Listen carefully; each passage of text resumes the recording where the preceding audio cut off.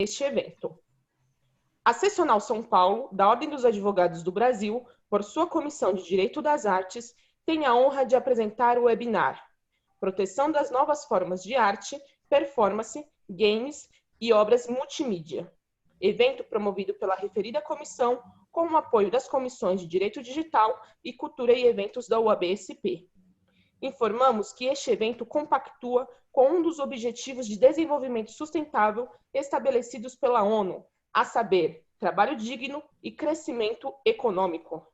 Com a palavra, senhoras e senhores, doutora Cíndia Regina Moraca, presidente da Comissão de Direito das Artes da UAB-SP.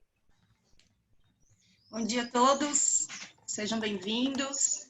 Inicialmente, agradecer aos meus convidados hoje, doutores Fernanda, Spencer e a Letícia.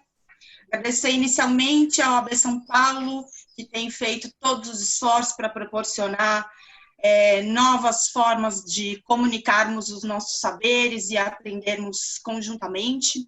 Agradecer ao nosso conselheiro, Alexandre Rolo, presidente da Comissão de Cultura e Eventos, que tem feito um trabalho impecável, e especialmente a Secretaria das Comissões, que eu parabenizo nas pessoas da Danila, da Saine e da Marina, que todos os dias colaboram conosco aqui. Eu sou Cíndia, sou advogada civilista, e nos últimos anos tenho sido uma entusiasta das artes, e a OAB tem aberto novos caminhos para falarmos desses assuntos. E hoje, na condição de presidente da Comissão de Direito das Artes, a gente tem por objetivo trabalhar juntos com o escopo de debater os sistemas legais e normativos que regem o setor cultural e a Art Law, que é o direito das artes no Brasil, promovendo eventos de todo tipo e, neste momento de pandemia, utilizando os recursos virtuais, nada mais apropriado do que falar de novas modalidades artísticas, como novas formas de executar essa modalidade, que é a performance, e também vamos falar de obras multimídias e de games. E hoje, para nossa honra, estamos aqui recebendo o apoio da Comissão de Direito Digital, na pessoa do seu presidente, Dr. Spencer Siddle, que eu vou apresentar, e ele vai, então, nos dar a alegria de comentar um pouco sobre a sua experiência na área de games. O Dr. Spencer é advogado, doutor e mestre em Direito Penal pela Universidade de São Paulo, professor de graduação e graduação em diversas instituições, é o atual presidente da Comissão de Direito Digital da OAB São Paulo, conselheiro suplente no Comitê Gestor da Internet Brasileira, é autor de diversos artigos e livros sobre Direito Penal Informático, entre eles o primeiro curso de Direito Penal Informático do mercado editorial, é sócio fundador do escritório Siddle Advogados Associados. A palavra é sua, doutor Spencer. Bom dia a todas, bom dia a todos. Muito obrigado, doutora Cíndia, pela gentil apresentação. Essas leituras de currículo são protocolares, né? Prefiro assim, Spencer, estava bom também. Mas muito obrigado, doutora Cíndia. Muito bom vê-la, muito honrado por trazer um pouco da nossa comissão aqui para dentro do seu evento. Só tenho a agradecer e parabenizá-la por estar diante talvez da comissão mais antiga, né? Nada é mais antigo do que arte, né? Nem direito, nem economia. Arte, as pessoas brincam, né? Direito foi a primeira ciência, economia foi a primeira ciência, arte foi a primeira ciência. Não podemos nem chamar, talvez nem chamar de ciência, mas talvez tenha sido a primeira manifestação do ser humano, e por isso eu a parabenizo muito. Eu também gostaria de cumprimentar a doutora Fernanda, nossa expositora. Parabéns pela iniciativa, pelo tema. Eu falava para a doutora Cíndia que eu fico extremamente feliz quando vejo alguém seguindo para essa área, e eu vou explicar para vocês na sequência por quê. Então, parabéns pelo caminho que trilhou, pela exposição que fará. Eu, infelizmente, como temos muitos eventos na Semana Jurídica, eu vim aqui porque eu faço questão de prestigiar os eventos da doutora Cíndia, mas não conseguirei ficar até o final, mas já pedi para a doutora Cíndia que me envie, assim que possível, o link, porque tenho total interesse e curiosidade no tema, e tenho certeza que posso aprender muito com a doutora Fernanda. Letícia, um prazer te conhecer. Eu também sou um artista, eu comecei a minha vida nas artes, não exatamente nas artes que as pessoas estão acostumadas, né? Teatro, televisão, cinema, pintura, escultura, canto.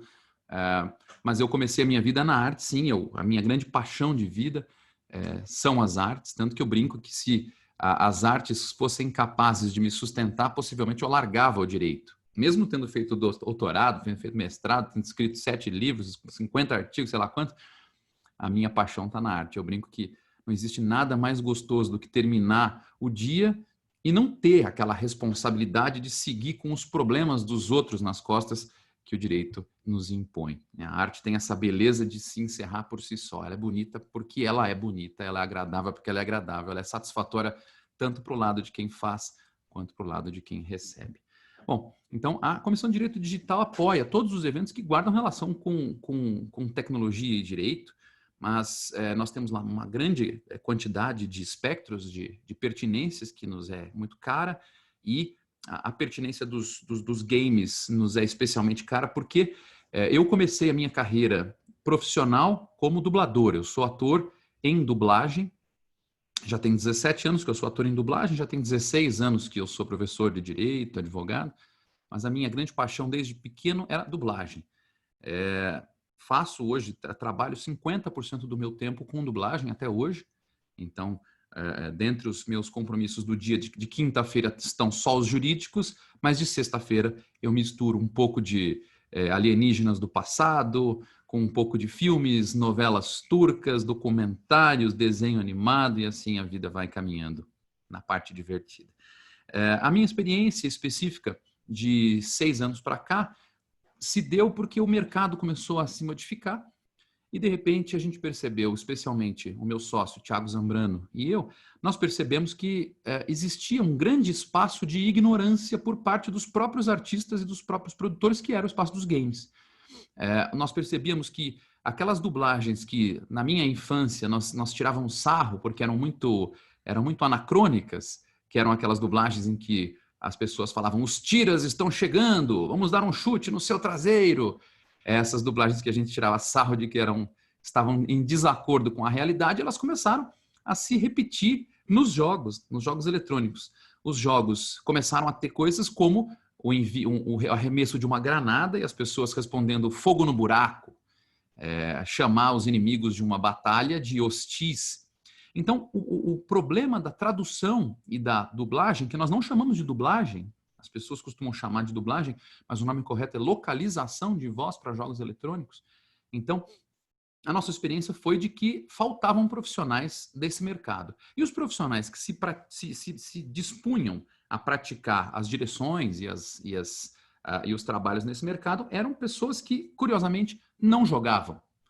Então, esse meu sócio e eu, que sempre fomos jogadores, né, gamers, como a gente se autodeclara, nós começamos a fazer esse trabalho de produção, de localização e de casting de voz para jogos eletrônicos. Hoje em dia, nós não temos um normativo técnico adequado para isso.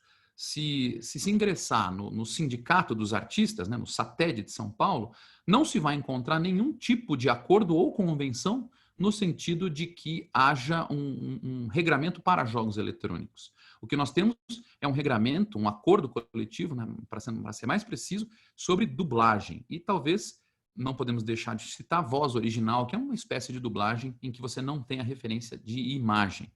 E os jogos eletrônicos têm uma pegada diferente, né, numa diferença em que há um grande esforço de proteção de direitos autorais, há um grande esforço de confidencialidade. Então, os artistas e os produtores acabam sendo extremamente instados a serem produtivos e, acima de produtivos, extremamente sigilosos em relação ao conteúdo. Curiosamente, na pandemia, a gente teve um lançamento no início do ano das novas plataformas de game, especialmente o PlayStation 5, né? Obviamente vem as plataformas na sequência, e o que a gente recebeu foi, logo no início do ano, na área das produções, que nós receberíamos uma avalanche de produções. E aí vem a situação de isolamento, a situação de trabalho via home studio, e as produtoras como Ubisoft, Lionbridge, Local Heroes, Quoted, que são as tradutoras, e também Sony, Microsoft e tantas outras, elas dão um passo para trás e dizem: não, nosso contrato de confidencialidade é importante o suficiente para que nós não aceitemos que os jogos sejam feitos numa situação não controlada, num ambiente não controlado, sendo que pode haver uma pessoa que filmando a sua tela e vazando falas ou imagens dessas produções.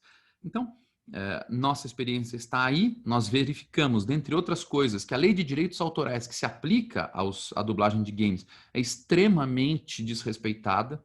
Nós identificamos também que não se sabe como controlar a lógica dos conexos na questão dos games, nas vozes, evidentemente. E nós também percebemos que há um movimento extremamente interessante para se transformar os games num produto talvez principal.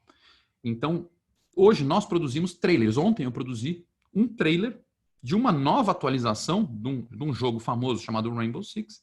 Nós produzimos, já saiu, aliás, o trailer agora, vou até jogar aqui para vocês verem. Nós produzimos o trailer e a gente percebe que agora existem ações promocionais utilizando vozes, ações promocionais usando avatares. Então, é uma área que realmente nós precisamos ouvir a doutora Fernanda, que está em grande transformação. No mais, minha ideia de vir até aqui é prestigiar a doutora Cíndia, parabenizar a comissão, parabenizar a Fernanda pela coragem do tema, pelo esforço do tema, parabenizar a Letícia por enveredar nesse caminho que eu gostaria muito que fosse o meu único caminho, mas o direito me seduz igualmente. Obrigado a todas pelo convite, desculpe tomar muito tempo de vocês, eu agradeço demais.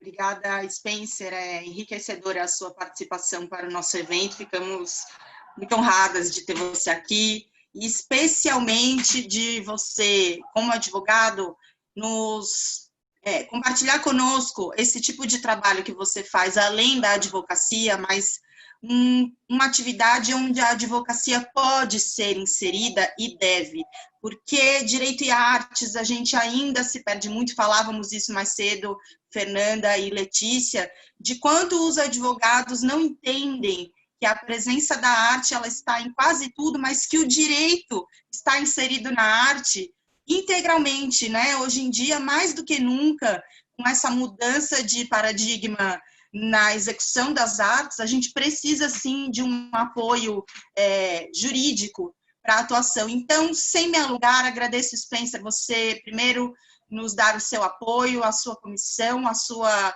contribuição aqui hoje, e eu vou passar a leitura dos currículos das minhas nobres convidadas, que hoje são o nosso destaque aqui no evento.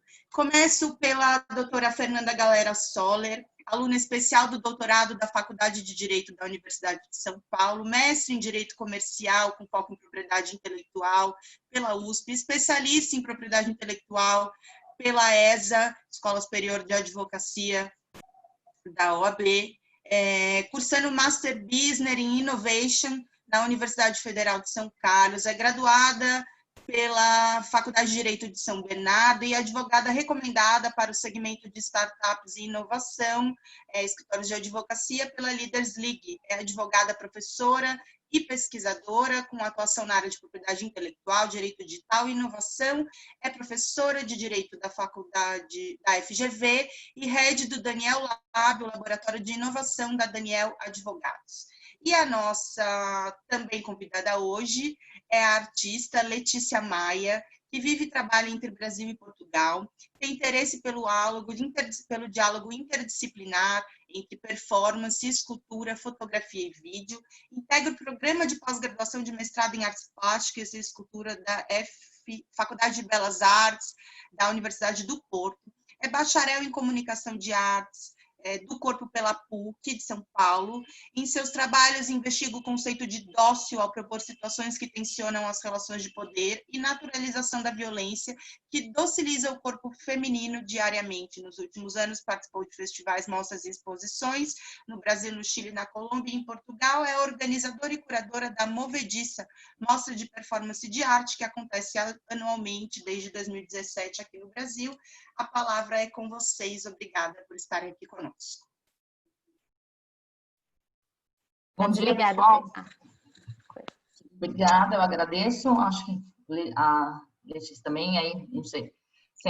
Vou pedir a palavra rapidinho, só para a gente começar a trabalhar alguns pontos. Agradeço a todos os presentes, né? O convite, a oportunidade que a Cíndia nos deu, a participação tão relevante aqui do Spencer, trazendo, né, esse debate sobre games, que vai ser um dos pontos mais finais aqui do que a gente vai falar. Se vocês me permitem, vou projetar um conteúdo rapidinho aqui, só para a gente organizar algumas questões, né? Enfim, a gente começar, e aí, acho que os pensadores estão acostumados com isso, a Letícia, Cindy também, né? A gente definir basicamente o percurso, né? O que a gente vai falar hoje, como vai funcionar. Você já deu uma boa introdução sobre games, sobre esse mercado. E para prestigiar a Letícia, que tem tanto conhecimento de performance e essas áreas, né, não são tão claras, às vezes, para o jurista, a gente pensou em fazer quase como um bate-papo. Então, no começo, a Letícia vai trazer algumas questões de performance, a gente vai trabalhar bastante isso, né? Entender essa questão, trazer um pouco sobre direitos autorais, para ver como esse ponto está sendo regulado ou não. Depois, enfim, nessa troca também, dentre as amostras de performance, de outras questões, também a gente vai conseguir trabalhar outros assuntos que são pertinentes, né? Tanto a performance quanto a outros tipos de arte. E aí, por que vem essa questão e por que a introdução por meio dessa obra, né? Porque é uma obra que já é um tipo de expressão artística que existe há muito tempo, tem algumas dificuldades e que ela introduz muitos temas que se aplicam para outros tipos de obra e outros debates. Então, as questões da complexidade da obra e, eventualmente, ligação com outras modalidades, né? Também podem ser abordadas e entendidas. Então, a gente utilizou um percurso, começar com uma performance, né? Para depois chegar e comentar brevemente de games, até que a OAB está investindo nisso, né? A gente tem aqui o representante da Comissão de Direito Digital, a Comissão de Propriedade Intelectual também comentou sobre esse tipo de obra, então muito está sendo falado, então a gente comenta um pouquinho no final, fazendo uma reflexão sobre todos os assuntos e as discussões que foram já levantados quanto ela se aplica nessa indústria, mas aqui a gente vai prestigiar a nossa artista que vai começar a mostrar o quanto a gente pode aprender com a arte e quanto o direito também fica um pouco tentando e buscando regular, enfim, se adequar a uma visão artística que não necessariamente precisaria ser tão regulada ou encaixotada em alguns aspectos. A Cíndia já fez as apresentações, já colocou os currículos, aqui tem o da Letícia, tem o meu também, mas antes, esse daqui, a Letícia me mata quando eu mostro isso aqui, porque ela fala assim, nossa, isso daí todo mundo conhece, que saco, não vou nem mostrar nada da Marina Abramovic, eu vou deixar com ela para apresentar, mas eu tentei colocar alguma coisa, Letícia, entendeu? Assim, alguma coisa assim, para o pessoal começar a se situar, saber o que é, mas eu vou passar a palavra para você, inclusive a tela para você, mas, gente, isso daqui, é muito pequeno, é o começo, é o que ficou famoso, mas performance vai muito além, eu vou deixar a Letícia apresentar e falar para a gente começar a introduzir, entender o tema e olhar muitas coisas, tá bom? Abração! Bom, Letícia, eu vou te cortar às vezes, você também. Às vezes a gente vai... Obrigada, Fê. Bom dia a todos. Aqui para mim já é boa tarde, que eu estou em Porto, Portugal. Aqui já são 1h30 da tarde. Gostaria de agradecer o convite da Fernanda e da Cíndia para participar desse evento. Agradecer a fala do Spencer, que a gente sempre tem o que aprender, porque a gente vai se especializando e acaba não conhecendo sobre tudo, né? É impossível também, mas é sempre bom, essa troca sempre amplia a nossa visão sobre o que implica nas outras linguagens, nas outras áreas do conhecimento e de como é importante a gente olhar para cada uma com a complexidade que ela tem. Eu agradeço a apresentação da Cíndia e da Fernanda. Eu sou artista de formação, eu tenho formação em artes do corpo, e isso me deu muita possibilidade, porque é o único curso na América Latina que tem um curso de performance e, a princípio, quando você ouve falar a palavra performance, é um conceito muito abrangente, porque a gente pode entender no sentido da palavra, a gente pode interpretar a performance como desempenho, que é o significado mais pronto do dicionário, mas, na verdade, a performance, ela nomeia uma linguagem artística e uma área de conhecimento que vem se assentando nas últimas décadas.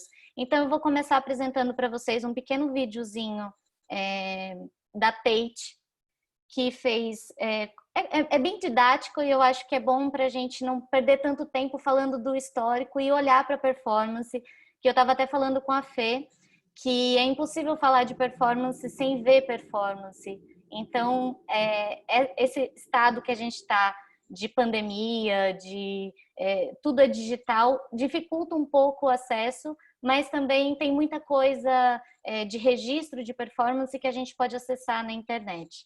Então, vou compartilhar com vocês. Só um minutinho. Vejam se muda.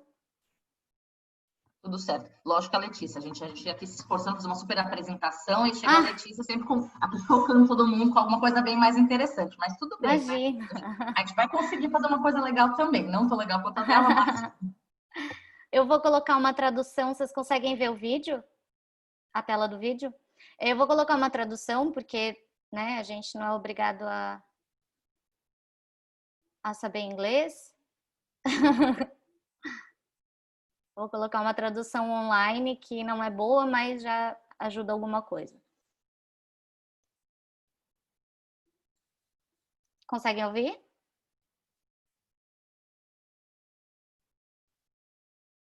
Desculpa.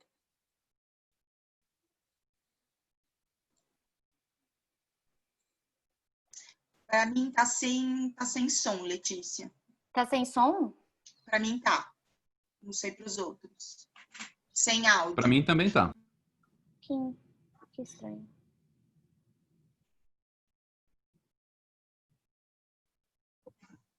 Tenta recomeçar, ou na pior das hipóteses, sincroniza com o celular. Já aconteceu comigo em aula. Gente, essas tecnologias são ótimas. O Google, o Zoom, às vezes, atrapalha um pouco, mas mantém o som do... Eu acho que eu tenho que tirar o fone, na verdade. Com certeza. Pode ser.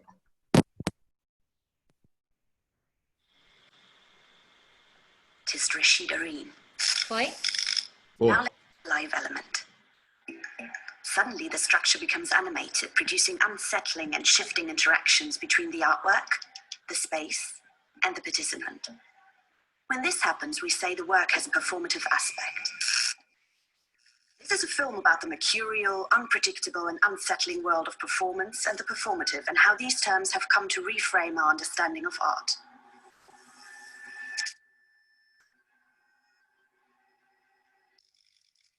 We start in the 1960s, at a time when some artists were breaking down the traditional boundaries between different media and raising questions about what art could and should be. These artists wanted to make life's unpredictable and changing nature the subject and material of their work.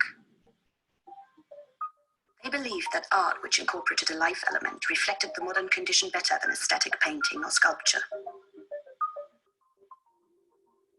They also wanted to make art that could not be easily bought or sold.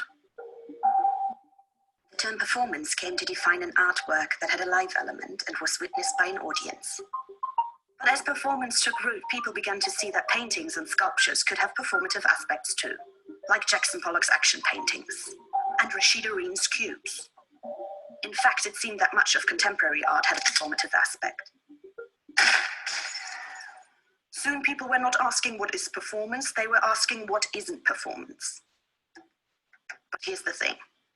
Performance is not a medium, not like painting and sculpture. It's not about what it is made of.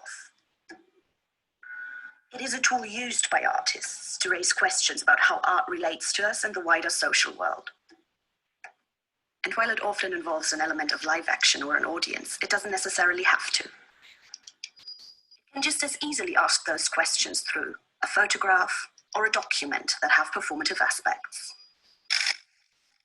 This photograph depicts the artist Mona Hatoum performing an action in which she walked barefoot through the streets of Brixton, dragging behind her a pair of Doc Martens boots attached to her ankles.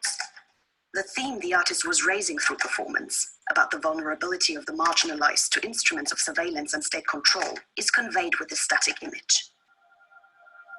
This document outlines a concept called the Flux Olympiad.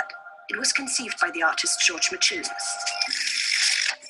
He wanted to instill art into every part of life, even sport, but he was also subversive.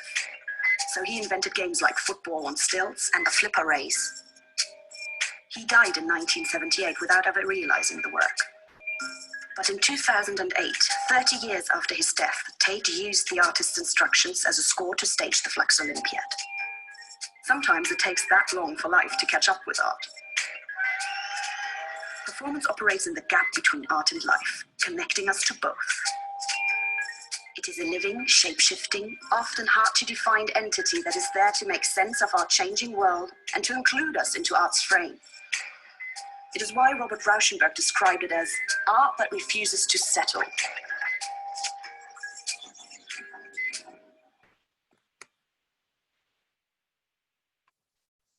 Bom, aqui eu inicio minha apresentação oficialmente. Esse videozinho eu achei bastante didático para dar uma ambientada em como a performance vem de um histórico, né? A performance ela não surge do nada.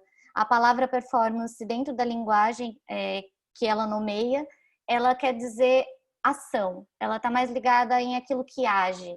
Então, nós dizemos que a performance é uma arte de ação. Tanto que a tradução do espanhol para performance é arte de ação.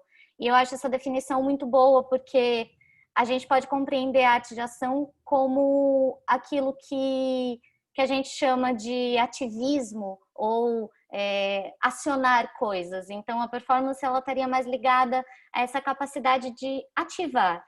Então, na performance, eu costumo configurar, e eu estou estudando isso no mestrado, que ela toca em 3 aspectos, né? Porque a performance ela não é uma arte que está desligada da vida, pelo contrário, é uma tentativa de vincular, de não desvincular a arte da vida. Então, ela toca na ética, na estética e na política ao mesmo tempo. Não a política no sentido do político como partido, mas no sentido da política como aquilo que é próprio da polis, né? Que é aquilo que a gente compartilha.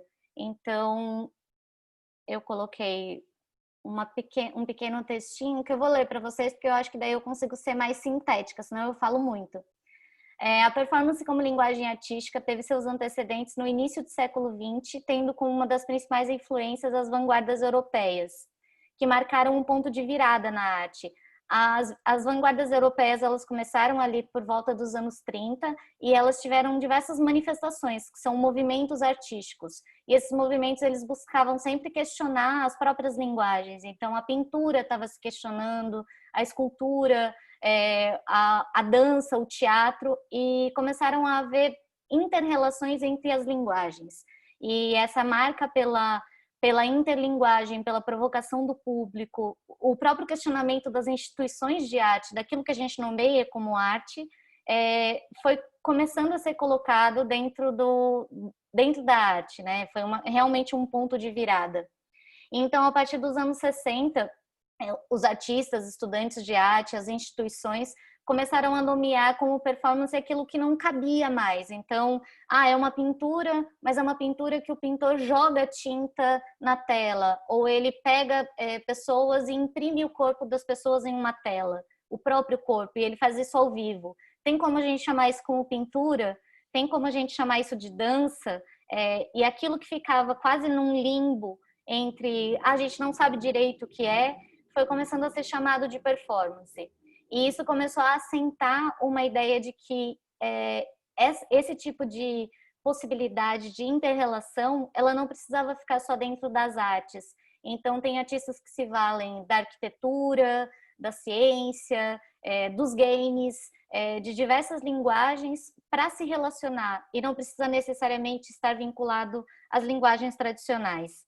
Então, isso começou a gerar um movimento artístico experimental e um pouco anárquico, inicialmente, e que quebrou com a ideia de que o artista traz uma obra de arte e o público senta e assiste. O artista mostra um objeto de arte e o público olha. Então, esse ponto de virada ali nos anos 50, anos 60, faz com que o artista proponha situações e que o público seja alguém que testemunha aquela situação ou compartilha dessa mesma situação. Então, mesmo o movimento, eles também propunham essas situações, mas a performance ela vai assentando essas características. Vou passar para a próxima. Mas aí a gente se questiona mesmo. Até coloquei aqui para lembrar da...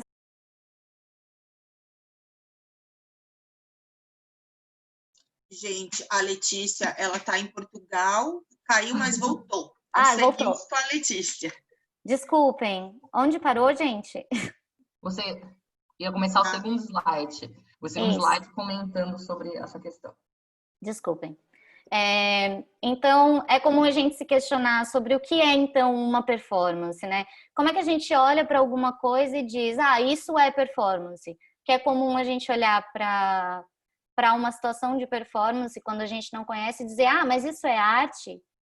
O que configura? Qual que é o ponto que diz para mim que aquilo é arte ou não? Não existe uma resposta, para começar. É uma cilada, realmente, a gente se questionar o que é performance. Porque a gente, dentro da linguagem artística da performance, existem características que se assentaram com o tempo. Mas importa mais o que a performance aciona no seu entorno, o que ela mobiliza, o que ela está trazendo de questões, do que propriamente se ela é ou não arte. Ela traz algo para ser compartilhado. Então, eu vou ler aqui para não me perder. Desde as primeiras formulações enquanto linguagem artística, a performance apresenta um grande teor experimental, mobilizando questões que já estão colocadas como problemáticas sociais. Então, questões de gênero, questões raciais, questões de organização social, questões políticas, serão material da performance, questão do que se pode fazer com o próprio corpo. E, no meu ponto de vista, isso mexe diretamente, não só no meu ponto de vista, mas dos estudiosos da performance mais contemporâneos, isso mexe diretamente com aquilo que a gente chama de normas performativas, que é aquilo que a gente repete socialmente ou que está estabelecido enquanto norma social até pelo direito. Então, acho que a performance, desde o princípio, ela lida com essas regras sociais, né, com os modos de comportamento social. Isso não quer dizer que ela vai negar os comportamentos sociais e nem que ela vai querer quebrar, mas é justamente, ela vai colocar um problema na nossa cabeça. Não, mas espera aí, eu posso chegar na Marina Abramovic, para ficar no exemplo da Fê, eu posso chegar numa artista, existe um trabalho da Marina, que ela fez nos anos 60, que se chama Ritmo Zero, onde ela colocou uma mesa com diversos objetos e disse para as pessoas que elas poderiam fazer o que elas quisessem. E dentre esses objetos tinham faca, armas, penas, comidas, flores, e as pessoas foram colocando coisas no corpo dela. Chegou um momento que alguém apontou a arma para a cabeça dela, e então o público todo se mobilizou para tirar a arma da pessoa e finalizar aquilo. Então a performance ela vai mobilizar questões éticas, estéticas e políticas, porque não foi a Marina que propôs que colocassem arma na cabeça dela, ela colocou à disposição e alguém fez aquilo. Então isso diz mais sobre a sociedade do que sobre a performance dela. Enfim, o que a performance faz também é quebrar com a barreira entre arte e vida. Então é muito comum a gente não conseguir estabelecer direito o que é arte e o que é vida, porque a performance ela justamente quer descer a arte desse lugar do impossível ou do técnico. Então, um artista ele pode passar horas tomando um copo de água e pode ser essa a performance dele. Então, depende muito do contexto. A performance acontece sempre num espaço, num tempo, num contexto específico. E ela quebra também com a barreira entre artista e público, entre as linguagens artísticas e os outros campos de conhecimento, como eu já havia falado. Então, a gente não pode colocar a performance numa caixa, é difícil mesmo definir, porque é muito complexa a união de todas essas coisas, mas a gente consegue reconhecer aspectos. Então, quando você for ao museu ou quando estiver na rua e acontecer uma performance, existe algo ali que está sendo colocado em ação. Uma pergunta, uma questão, ou a própria relação está sendo colocada em ação. E ela acontece num tempo e espaço específico, propondo uma experiência compartilhada com o público, tendo o corpo em ação como meio para levantar questões na inter-relação entre ética, estética e política, uma espécie de combinatória complexa entre corpo, espaço, tempo, material e contexto. Agora eu vou parar um pouco de falar, porque senão vai ficando chato. Vocês me falam, vocês podem me cortar quando vocês quiserem. Eu fiz assim, eu vou apresentar alguns artistas para vocês, para a gente olhar os trabalhos desses artistas, e não é possível, como eu disse, falar de performance sem ver algo de performance, fica muito abstrato. Então eu vou mostrar algumas coisas. Ana Mendieta, ela é uma artista cubana que se muda para os Estados Unidos aos 12 anos de idade. Ela morreu muito jovem, vítima de feminicídio. Inclusive um processo longo que até hoje dá o que falar, porque o companheiro dela também é um artista que está aí fazendo sua carreira. E a Ana Mendieta, ela começou a propor relações com os objetos que até então não eram tão comuns. Então, ela vai criar, nesse trabalho, por exemplo, que ela imprime o seu corpo num quadrado de vidro, e ela faz isso com o corpo todo. O que a gente tem desse trabalho são fotografias. Então, já não é a performance. Isso também é uma outra problemática que a performance traz, né? Ela é um trabalho efêmero. Então, muitas vezes ela não acontece de novo. Então, a Ana Mendieta provavelmente fez uma vez esse trabalho, registrou e nunca mais fez. Se vocês tiverem questões, podem falar. Esse é um outro trabalho da artista, no qual ela corta a barba do seu amigo e cola no seu rosto. Com esse trabalho, ela está questionando diversas questões da arte, né? Até porque a mulher na arte sempre foi a musa, aquela que é objeto, e quando ela transfere, ela acionando, sendo a própria musa, mas uma musa com barbas, ela está trazendo todas as questões relacionadas a gênero e da própria linguagem histórica artística, né? Ana Mendieta, ela vai lidar com questões de identidade, de gênero, sobre migração, sobre feminicídio, sobre violência. O trabalho que eu trouxe aqui para vocês, ele é muito... é só uma pílula, porque vocês conseguem encontrar facilmente na internet uma grande quantidade de trabalhos dessa artista. É uma artista super importante para a performance, que ficou por muito tempo silenciada, porque é uma artista mulher, cubana, imigrante, e que morreu vítima de um feminicídio. Então, ela ficou por muito tempo apagada, e agora ela está recebendo um pouco mais de visibilidade. Nos últimos anos, ela teve algumas exposições importantes, então também tem isso. Esse é outro trabalho dela, que é um trabalho que ela fazia de forma muito, não espontânea, mas de forma bastante efêmera também. Então, o trabalho durava o tempo do registro, que seria o tempo de queimar esse objeto, e não deixava necessariamente um rastro. Então, ela fazia no meio da natureza. Ela tem uma série dessas silhuetas que ela fez quando foi ao México. Então, são trabalhos que, até conversando com a Fernanda, eu estava contando para ela, né? Como que é possível regular isso?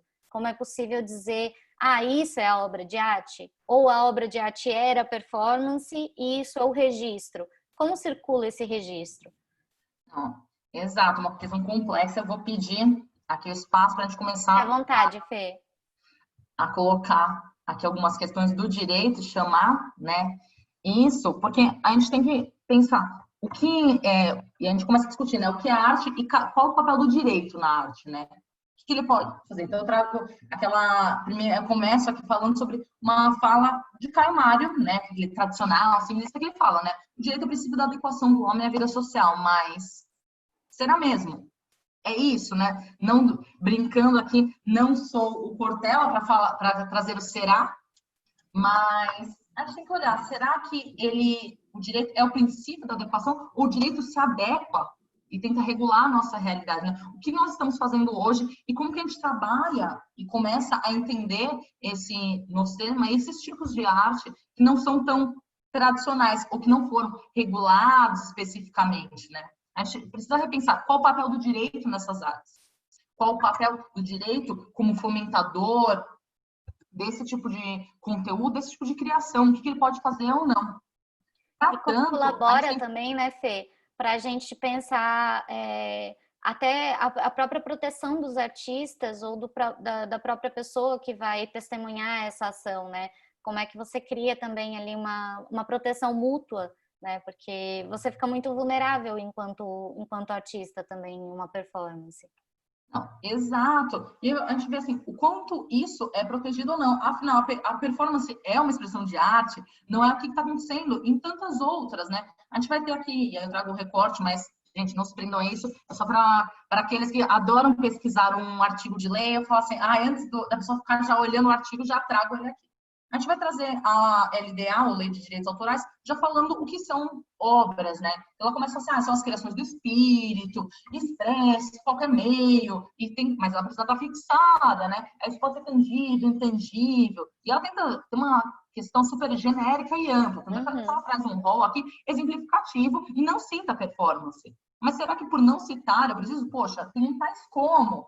Assim, então, já está meio claro que é um rol exemplificativo. Mas como que eu classifico isso? Como que eu estou registrando? A Leti até trouxe essa questão. Olha, a dificuldade de você, eventualmente, entender e registrar.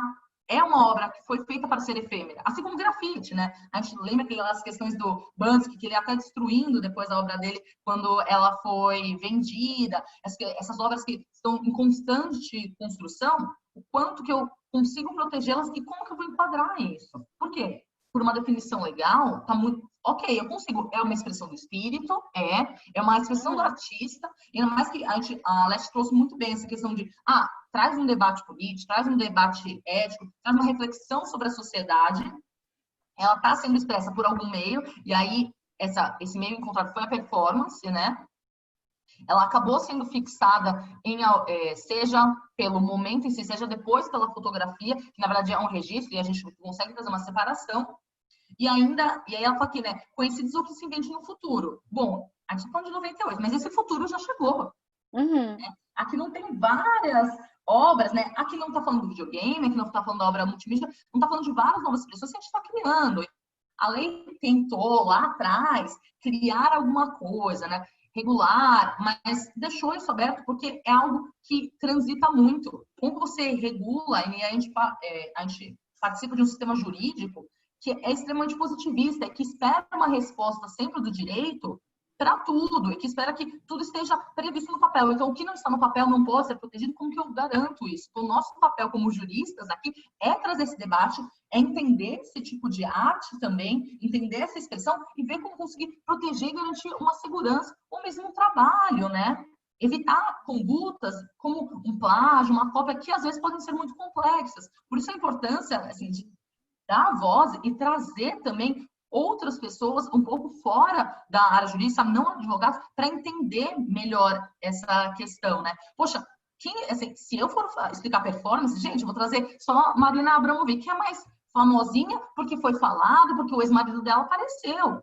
Não, eu preciso ouvir uma performance para entender o que ela é e começar a trazer uma assimilação sobre como eu encaixo direito a isso.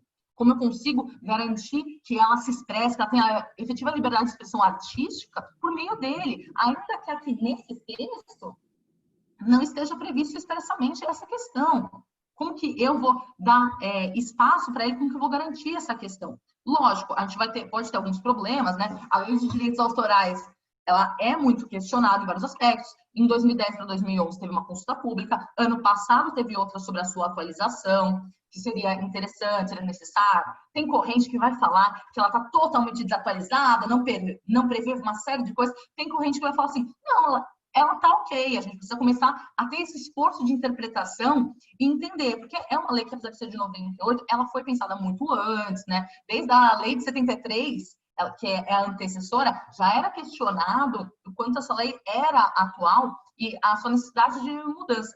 Mas a gente precisa também configurar, sair um pouco, e eu não falo para deixar de ser um país, né, que positivista ou e passar por um common law, assim, julgados, mas ter esse esforço de compreensão para regular. A internet, as novas tecnologias estão surgindo inúmeras outras formas de arte, inúmeras outras formas de fixar uma obra. Como que eu vou conciliar isso e acompanhar a velocidade da tecnologia e dos artistas também? Gente, a gente está vivendo um mundo com 8 bilhões de pessoas. O direito não vai conseguir prever cada detalhe, cada criação de cada uma delas. Então, assim, a expressão de cada uma vai variar muito. Então, a gente precisa tentar conciliar. A LDA tenta fazer isso, não vem expressamente, mas a gente entende que performance, sim, é protegida. Aí vem algumas questões, né? Algumas pessoas vão levar, como que eu enquadro a performance? E aí eu lembro que até quando a gente estava sugerindo, junto com a Leti, o esposo dela e toda a equipe do IDEA, a gente estava até discutindo, gente, mas e a performance? Será que eu preciso deixar isso claro? Porque aí vocês estão vendo aqui o percursor. Será que ela é uma obra dramática? É uma obra pantomímica? E aí a Leti ficava assim, não, gente, vocês não estão entendendo nada. Não é isso. E assim, aí você vê assim, o esforço do jurista, fala assim, não, mas eu vou colocar como teatro. Mas ela pode ser filmada, né? E aí, como que ela fica? E a Leti sempre... Não, então, essa questão, né? A performance, a Leti explicou muito bem e trouxe muito bem o quanto ela vai além disso. Ela pode estar registrada em alguns meios, e aí você tem a produção da própria fixação dela, eventualmente como um outro trabalho, porque a fotografia também é registrada, também é protegida. Não precisa de registro para direito autoral, pelo amor de Deus, gente. E a fotografia não é a performance, né? Exatamente.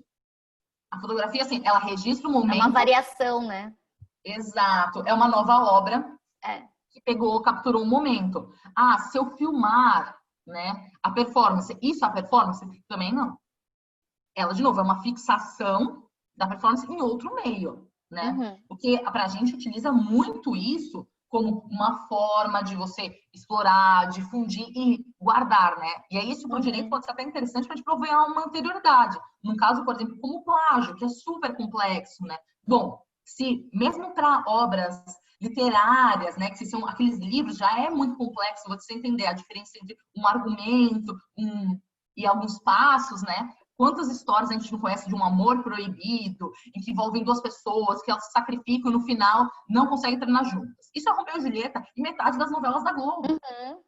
Então, assim, agora imagina uma performance, é mais difícil. Mas esse registro pode auxiliar nessa questão. Esse registro fotográfico, audiovisual, mas eles não são a obra.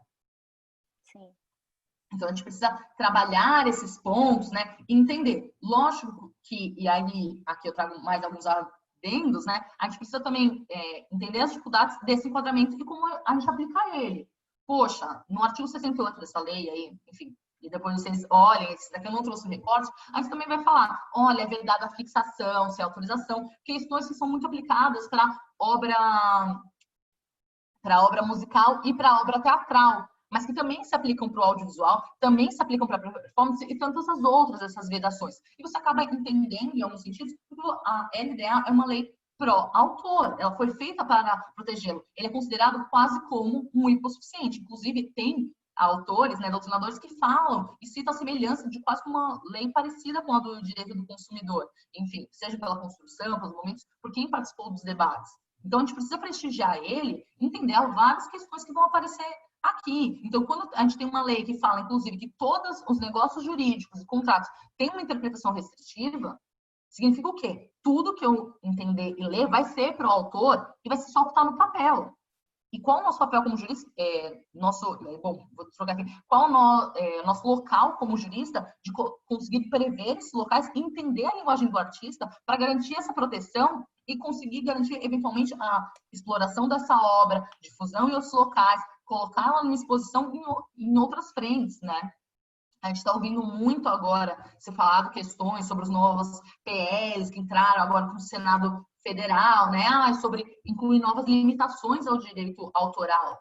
Mas aí eu já te falo assim, o objeto dessa palestra não é falar sobre isso, nem essa questão, mas trazer essa reflexão. Qual o nosso papel como jurista para garantir essa proteção? E como que eu consigo encaixar algumas questões da lei para a performance, para a obra multimídia, para o game? E quase no esforço mesmo, repensar e entender essa expressão artística. Para tanto, aí também acho que é só um registro, antes da gente seguir, porque eu sei que a Leti tem agora umas performances sensacionais para a gente repensar, né? Só lembrando, gente, não é tudo que é protegido, mas a performance é. Então, vale sempre daquela questão, mas eu tive uma ideia aqui. Ideia não é protegida também, né? A performance outras horas são, mas não é qualquer ideia. Então, sempre daquela olhadinha na lei de direitos autorais, olha, consigo encaixar isso? Não consigo? Porque o artigo 8º está aqui para ressaltar isso, mas eu não vou falar muito mais, até pelo avançar da hora, e porque vocês sabem, né? Advogados falam muito e começa a falar jurídico chato.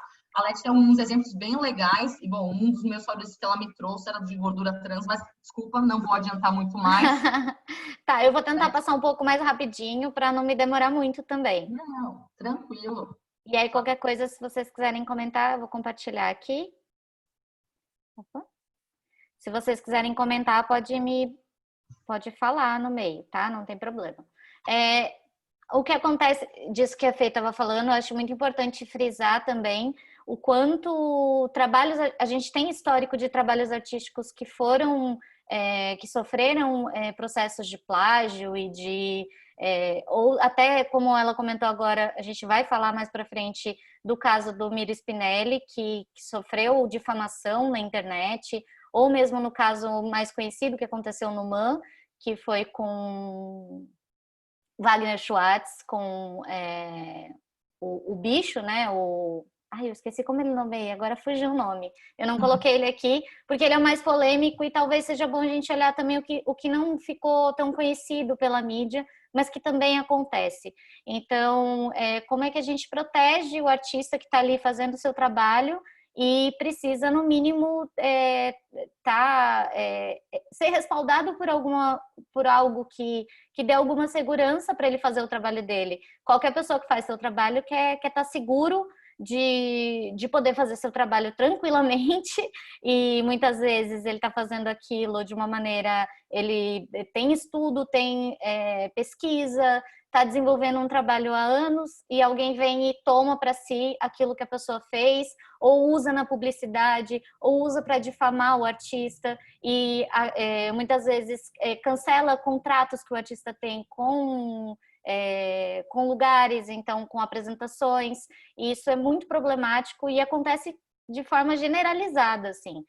A gente pode citar 300 exemplos aqui e ficar o dia inteiro falando sobre isso.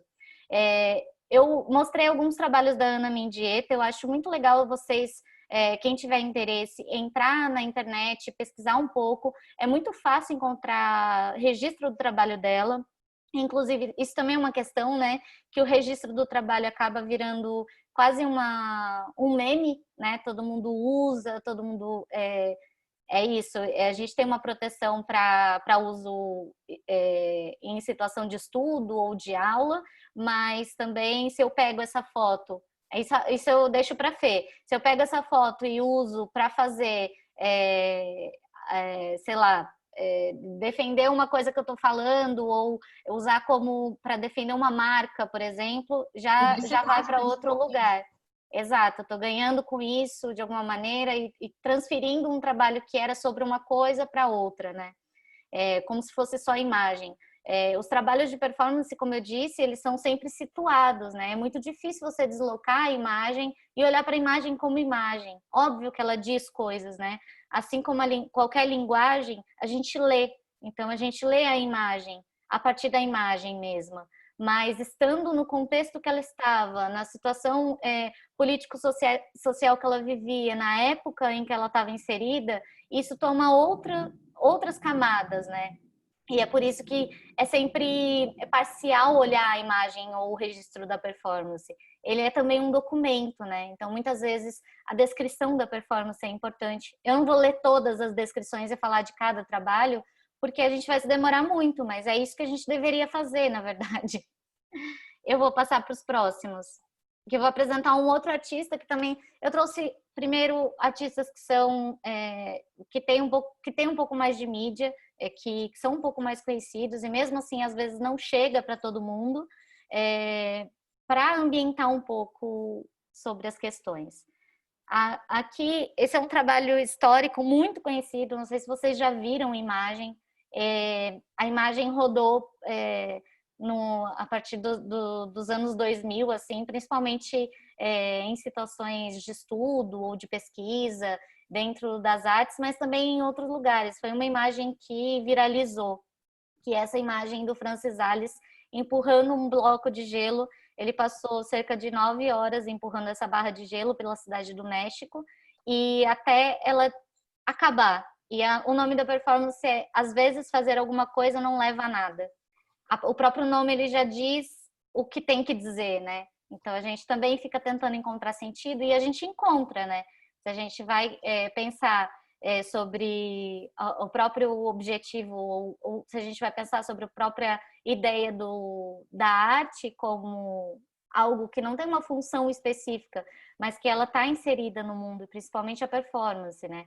Ela vai trazer questões também. Então, ele está atravessando a cidade, ele é uma pessoa que ele é belga de nascimento e mora na cidade do México há bastante tempo já, mas ele sempre problematiza isso nos trabalhos, que ele é sempre o gringo, ele é a pessoa que não é dali, porque ele tem uma outra corporeidade, tem outra característica. E no caso dele, eu acho que ainda sofre bastante privilégio por ser homem, por ser branco, por estar ali como um papel de gringo que também é privilegiado nesse sentido, né?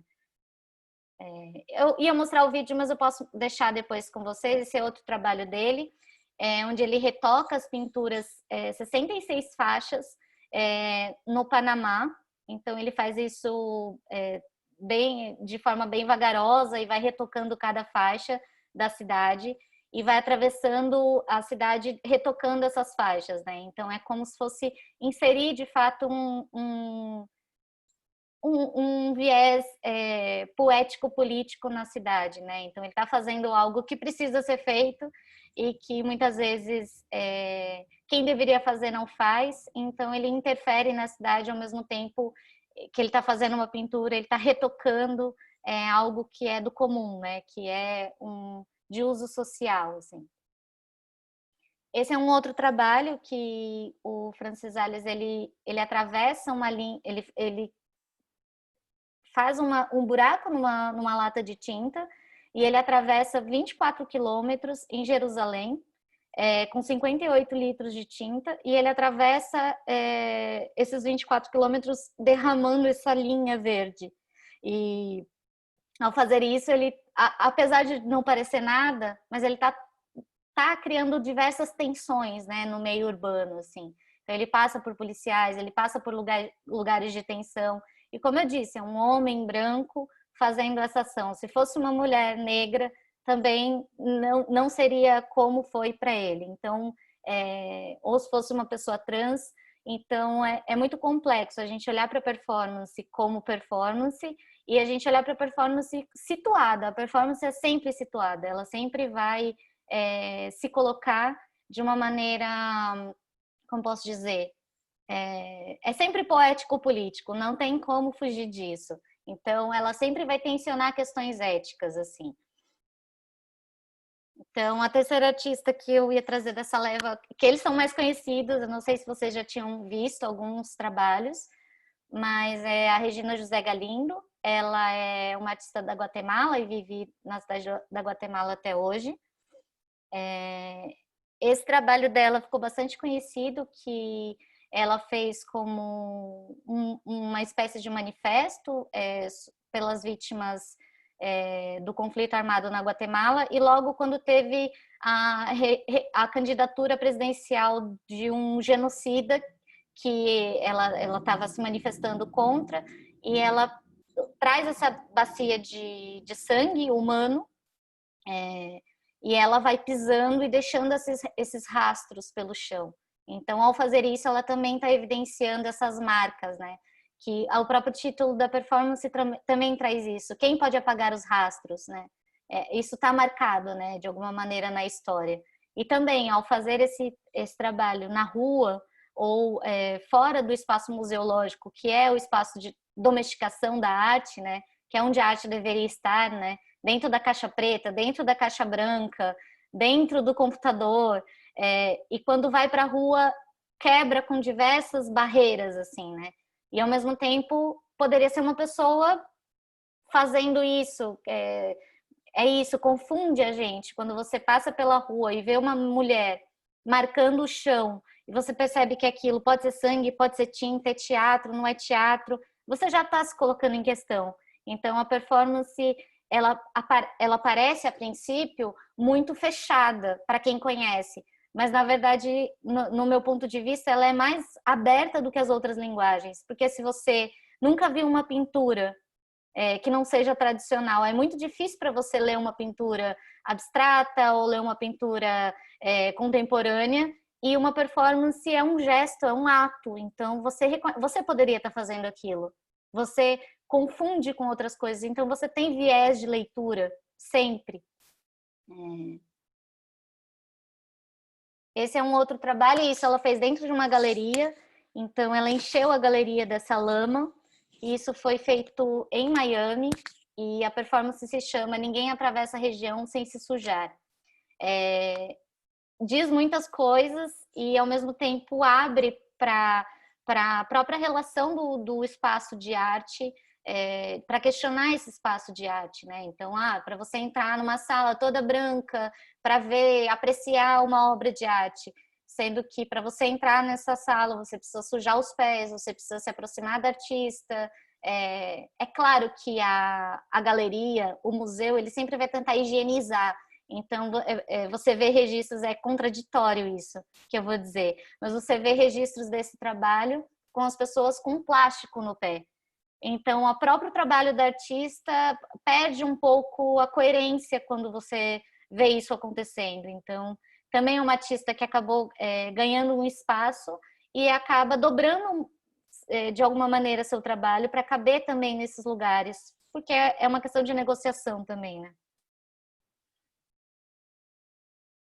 Esse é um trabalho que é mais recente, da Regina José Galindo, e ela fez nos Estados Unidos, e ela se colocou dentro de uma bolsa para cadáveres. É importante isso, né? É uma artista que é uma artista da Guatemala, que está ali circulando nesse mercado de arte, né? Que sempre foi um lugar privilegiado, que privilegia determinados países, privilegia determinadas pessoas, privilegia determinada classe. E o que ela faz é inserir também um problema, porque as pessoas devem carregar o corpo dela e não podem colocar no chão. Então, ela atravessa a cidade sendo carregada pelas pessoas do público, criando ali uma zona de quase uma comunidade temporária, né, de pessoas que testemunham e ao mesmo tempo agem aquele trabalho, acionam junto com ela. Sem as pessoas carregarem, o trabalho também não acontece como ela gostaria. E ela traz diversas questões, né? Se a gente olhar para esse trabalho hoje, a gente imagina, se a gente carregasse os nossos mortos, quantos eles seriam, que peso eles teriam, que pilha eles fariam na cidade, né? Então, como também esse trabalho você diz, como a gente protege essa artista, ou como a gente protege o trabalho que ela fez, dando segurança para que ela possa fazer esse trabalho, para que ela tenha condições de proteger as imagens desse trabalho. E aí já são questões que a Fê pode trazer de maneira mais profunda, assim, que a minha área é mais esse lugar, assim, eu gosto de conversar sobre direito, mas eu sou leiga nesse assunto.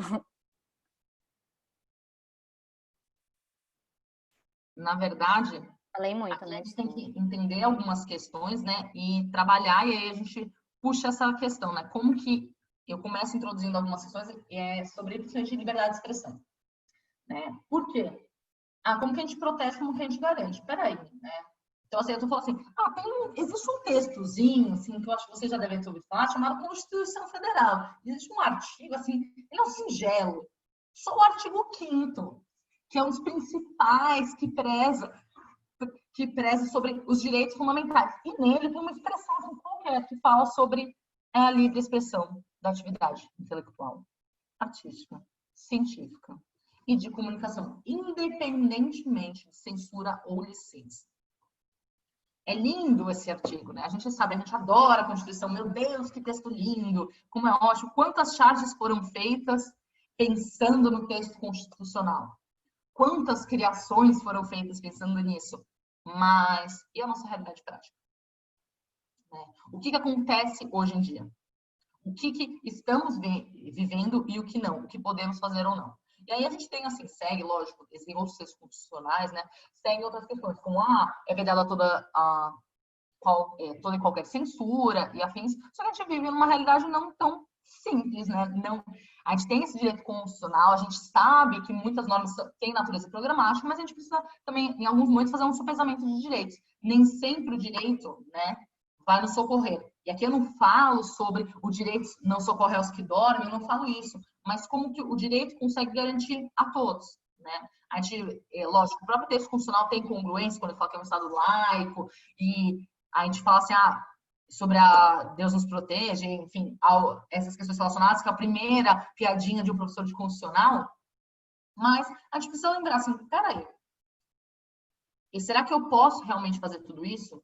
Que direito é esse que me permite, por exemplo, colocar essas questões, né? Como que eu garanto essa produção? E aí, as pessoas podem acessar tudo isso? Não podem acessar? Como que isso vai aparecer? Como que não? O que eu estou trazendo? Né? Aí eu posso colocar esse peso, será que a população pode ser acionada para ficar carregando a artista ou não? Acho ótimo de trazer, da Leste, trazer esses papéis, principalmente mulheres latinas, já traz, né? Já é uma própria questão e uma necessidade de valorização da gente pensar. E não ficar só pensando nos americanos, os europeus, que são tão famosos e falados aqui. A gente reconhecer o nosso local, né? Valorizar onde estamos. A gente tem uma riqueza muito grande. E será que estamos favorecendo efetivamente essa liberdade ou não? E aí eu até trago aqui, e aí brincando, antes de entrar no texto legal, a gente fala muito, liberdade e afins, mas a gente está num momento que a liberdade foi muito repensada. Então, o que é liberdade artística, né? O que eu posso ou não? A gente teve, e aí eu vou fazer uma questão aqui, nos anos 80, a liberdade era uma coisa, só a gente olhar os programas. Quem lembra o que era o show da Xuxa, entendeu? As piadinhas, o que era a tiazinha, a feiticeira, outras tantas. E o que hoje é aceitável ou não. Né? A gente precisa entender esses limites. E, afinal, quanto algumas coisas são... Para o bem e para o mal, né, Fê? Exatamente. E quanto algumas questões são atos de liberdade, e, tá bom, a pessoa pode escolher o que ela quer, mas ela não tem acesso. O quanto a acessibilidade, né, garante uma liberdade. Lógico, a gente passou por uma evolução de direitos constitucionais mesmo, né, de valorização. Então, a gente teve, principalmente, antigamente, um foco muito grande na liberdade, e hoje a gente fala muito mais em dignidade da pessoa humana. Mas como eu garanto a dignidade da pessoa humana, se eu não tenho acessibilidade sobre as questões do outro, se eu não entendo, eu não tenho noções de equidade, de igualdade, eu acho que igualdade é todo mundo ter a mesma oportunidade que eu, sendo que ela está em um contexto diferente. E qual o papel da arte nisso? Como que eu posso me colocar como liberdade artística para criticar esse momento e trazer? De novo, esse constitucional é lindo. E nós, como juristas, qual é o nosso papel? E aí, eu até trago assim, uma questão, na atualidade, a gente tem um problema muito maior. Porque as pessoas, em vez de fazerem esse exercício de reflexão, de entender, e até de liberdade, falam assim, não, tá bom, eu posso expressar minha opinião, qual vai ser o limite disso? Eu vou esperar, às vezes, será que eu preciso esperar toda hora de um juiz para mediar? Será que eu preciso de sempre de um terceiro regulando? Quando eu brigava com meu irmão, eram meus pais. Quando eu brigo com meu vizinho, é o síndico. E agora, quando eu brigo com alguém que eu não conheço, é o juiz. Eu preciso disso. Eu não posso simplesmente, nesse ato de liberdade, respeitar o outro. E respeitar a arte, entender essa questão. Quanto que a gente trabalha essas questões? E como que eu protejo o artista? Eu tenho aqui um texto constitucional. Mas existem outras previsões que a gente tem que também respeitar. Peraí, o artista, gente, por mais que seja a obra... Ele e a obra são questões diferentes. Ele também tem direitos da personalidade, ele também tem honra, ele também tem imagem, ele também tem voz. O Dr. Spencer até falou sobre a proteção da voz, que não é quase falada, a gente tem um trabalho bem interessante da Fernanda Pascali, mas muito valorizada. O artista, os direitos conexos do artista, porque existe uma diferença entre direito autoral e direito conexo, né? São questões, o direito autoral recai sobre a obra, a criação, o conteúdo em si. O direito conexo é sobre a interpretação e a performance, como ela se encaixa aqui nesse meio e como que eu trago essas reflexões. Qual direito vai incidir sobre cada um e como que eu respeito. Tá bom, então eu peguei a liberação da obra, mas eu estou mostrando uma gravação e eventualmente também tenho o direito conexo do artista. Como que eu vou colocar isso? E se eu disponibilizo isso para todo mundo, será que eu estou dando liberdade? Não, eu dei um lugar de fala e aí trago a reflexão que a própria Leti falou, dentro de um museu. Será que eu tenho que encaixotar sempre essa obra?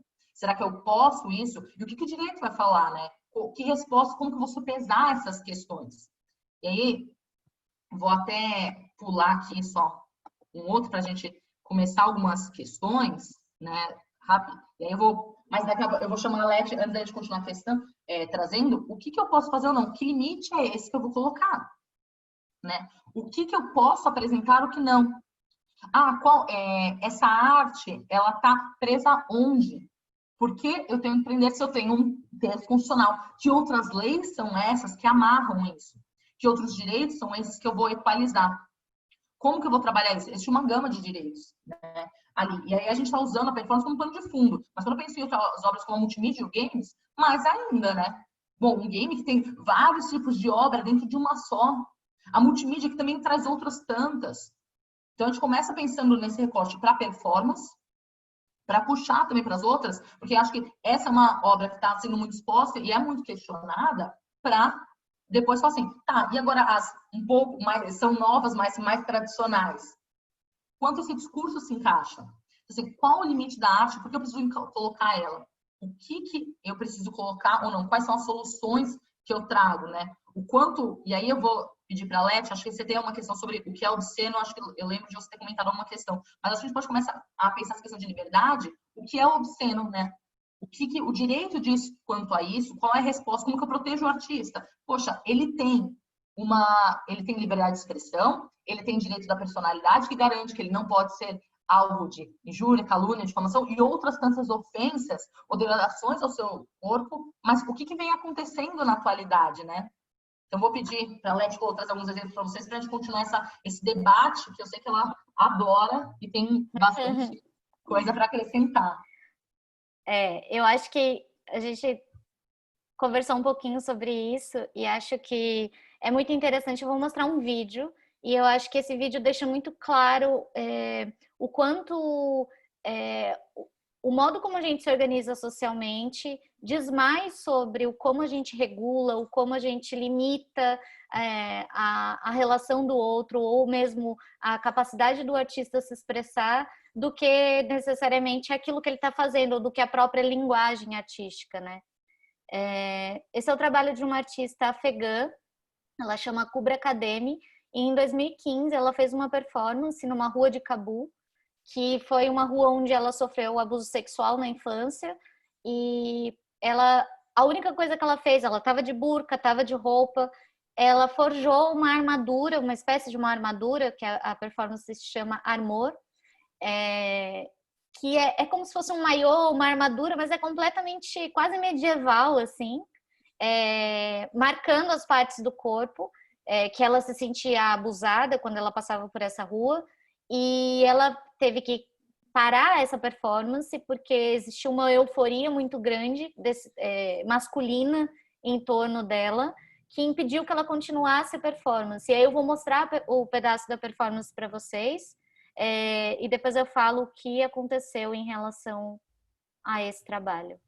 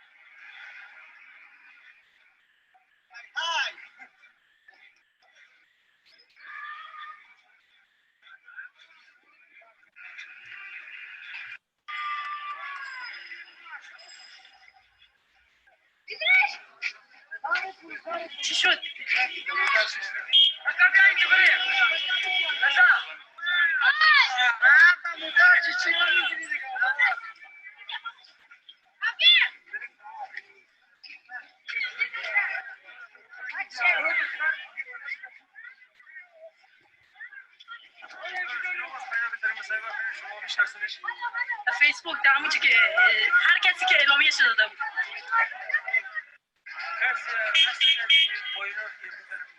فقط باید خودش صحبت کنه.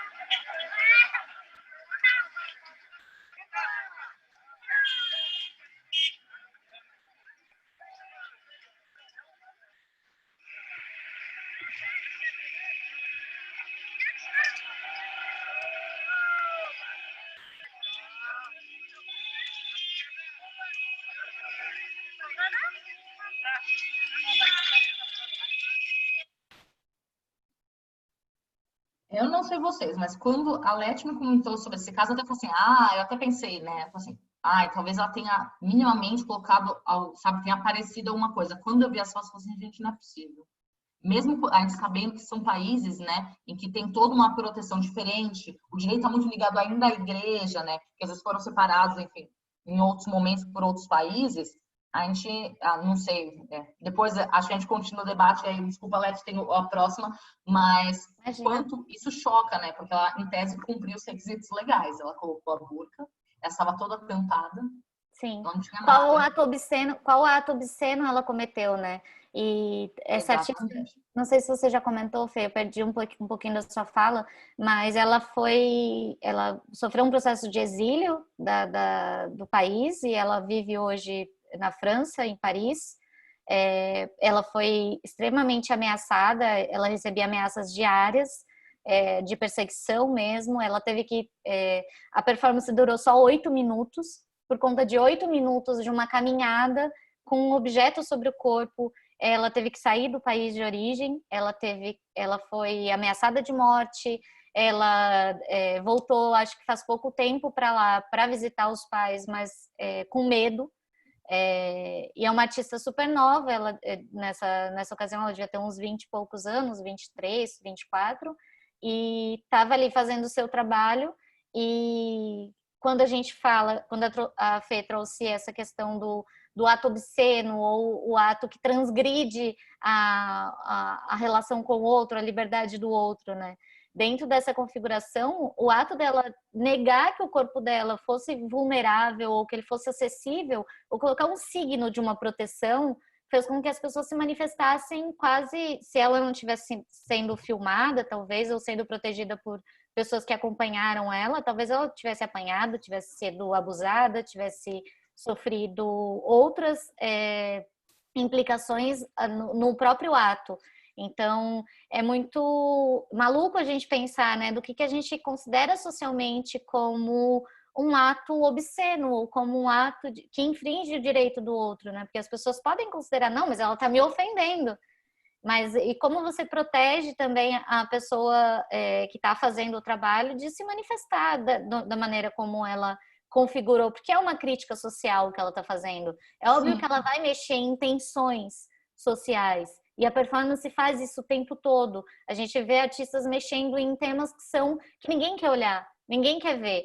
E quando o artista coloca aquilo à tona, aquilo aparece como uma problemática tão grande que as pessoas fazem justiça pelas próprias mãos, né? Elas se sentem ali livres para se manifestar em relação ao outro também. E isso é muito problemático, né? A gente tem muitos casos também. Isso daqui é só um exemplo, mas se vocês procurarem na internet, casos de performance que sofreram processos jurídicos, são muitos, assim. Enfim, não sei se você quer comentar alguma coisa em relação a isso. Não, eu mostro o próximo e eu já trago essas questões. Que o próximo, bom, eu gostei bastante. O próximo é um artista que se chama Miro Spinelli, e ele é um artista brasileiro. O trabalho dele é um trabalho super profundo. Ele é uma pessoa trans que faz um trabalho que traz muitas questões em relação à transfobia e à gordofobia, e incomoda genericamente a cultura brasileira, né, que são questões que a gente finge que não existem, assim como o racismo, a gente finge que não existe, e elas estão ali o tempo todo gritando, matando pessoas. O Brasil é um dos países que mais mata pessoas trans no mundo, então isso já diz muito sobre como a sociedade se comporta perante um corpo trans, né? Esse trabalho em específico se chama Gordura Trans. Essa é uma das versões, ele fez, se eu não me engano, acho que 18. São 18. É uma série, ele já tem 18 manifestações, né? 18 vezes foram apresentados. E nessa performance, o artista se cobre com óleo de dendê. E ele trabalha também com outros tipos de gordura, e que fazendo quase uma metáfora, assim, uma metalinguagem em relação à gordura. E é um trabalho super sensível que beira até o ritual e é um trabalho que eu particularmente gosto muito. Acho que é um artista que está pesquisando, que está interessado, que fez seu mestrado também em performance, se eu não me engano, está fazendo doutorado agora e está estudando sobre isso, está interessado no assunto. E ele foi extremamente desrespeitado, acho que foi em 2017 ou 2018, se eu não me engano, posso estar errada com a data, mas ele sofreu uma difamação pública a partir das fotografias do seu trabalho, que foram transformadas em meme, e algumas páginas que divulgam esse tipo de conteúdo, até de emagrecimento, de shake, essas coisas todas, difamou a imagem do artista, vinculando a imagem dele com uma imagem de horror. Vocês não querem virar isso, então tomem o shake. Então, desvirtuando o trabalho do artista para realmente o que ele está criticando. Então, assim, é triste, é muito violento, mas ao mesmo tempo demonstra o quanto socialmente a gente não lida com essas questões e que o artista está pegando ali exatamente num ponto de tensão social. Então, essas fotografias foram tomadas virtualmente, assim, acho que as pessoas acharam pela internet, fizeram uma série de memes, fizeram uma série de difamações. Eu não sei como tá esse processo, e aí eu acho que é mais de ir pesquisar o andamento do processo, mas sei que eu acho, se eu não me engano, rolou um processo de uma tentativa do artista se defender, mas isso, infelizmente, ainda é muito comum. O caso dele ficou bastante conhecido, assim, porque foi realmente algo muito violento, né? Eu tenho aqui outra versão do trabalho, que ele faz com outro tipo de gordura, e é um trabalho que cita diversos... o próprio Joseph Beuys, que foi citado no início do vídeo, era um artista que usava também o material da gordura, e é muito interessante como na história da arte, né, a gente vê que corpos podem falar, né? Que corpos podem se manifestar, também tem isso. Depende muito de que corpo está se colocando, né? Porque eu acho que isso também vai regular aquilo que ofende o outro, né? Enfim, eu não trouxe vídeo porque não encontrei e acho que senão fica muito longo. Aí eu tenho um último artista para mostrar e depois a gente pode conversar, que é o Maicon K. O Maicon K é um artista brasileiro. Ele vive em Curitiba e esse trabalho ficou bastante conhecido porque ele participou da exposição da Marina Abramovic no Brasil, que foi no Sesc Pompeia, mas já era um trabalho que ele vinha fazendo desde 2013, a exposição foi em 2015, e eu digo que ele ficou famoso porque teve muita exposição, né? Foi em São Paulo, ele ficou durante meses fazendo, então ele vinha a cada tanto tempo, em cada período, fazer esse trabalho. O trabalho consiste, ele fica dentro de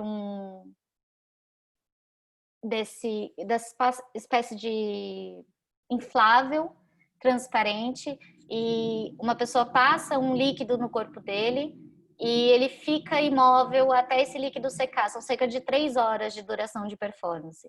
E quando esse líquido seca, ele forma uma casca e vai modificando o corpo dele e ele vai se movendo e essa casca vai soltando do corpo.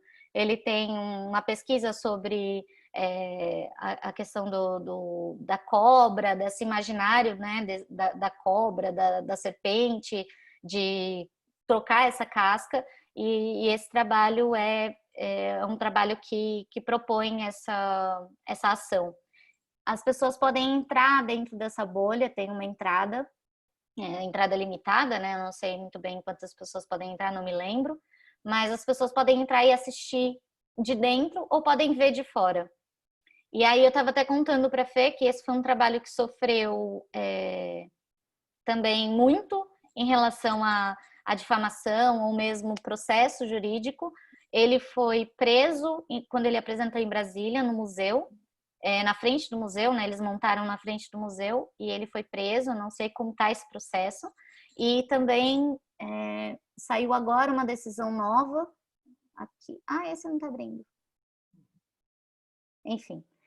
Eu tenho aqui a fala do juiz que decidiu que ele não era culpado. E eu vou ler para vocês porque eu achei... É isso, né? A gente, quando a pessoa consegue se aprofundar sobre o assunto e de fato julgar o que aconteceu, acho que foi pontual, assim.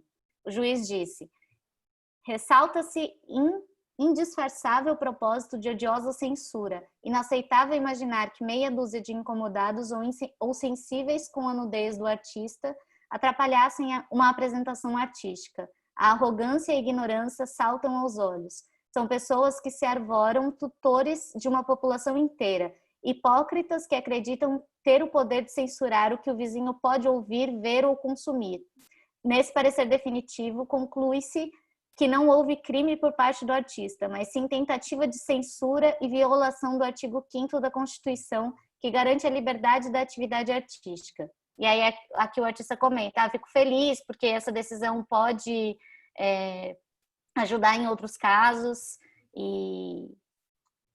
Enfim, é isso. Eu vou só ler o final, que eu para fechar, né, essa fala sobre performance. Eu tô aqui me expondo a falar sobre performance, é sempre difícil, principalmente para vocês, que é um público para o qual eu não estou acostumada a falar. Eu estava falando disso no início e eu posso ter falado demais, falado coisas que são um pouco abstratas, mas eu tenho estudado performance desde 2010 e tenho trabalhado como artista desde 2015 na área específica da performance, e isso é um recorte do que é a performance a partir dos meus estudos, do meu ponto de vista. A performance é muito complexa e tudo que eu falei aqui pode cair em desacordo com uma pessoa que vê a performance de uma maneira diferente. Então, a performance tem essa característica de ter um diálogo interdisciplinar, não só entre as linguagens artísticas, mas entre as linguagens do conhecimento, entre os campos do conhecimento. E ela lida com a vida de maneira inseparável, ela pode acontecer de uma maneira muito... quase invisível, né? Porque está ali lidando com a história do artista, muitas vezes, com a história do local onde o artista está fazendo o trabalho. E, por conta disso, ela lida com questões ética, estética e política. Então, ela tem essa tríade. A partir do meu ponto de vista, eu reconheço essa tríade como componente da performance.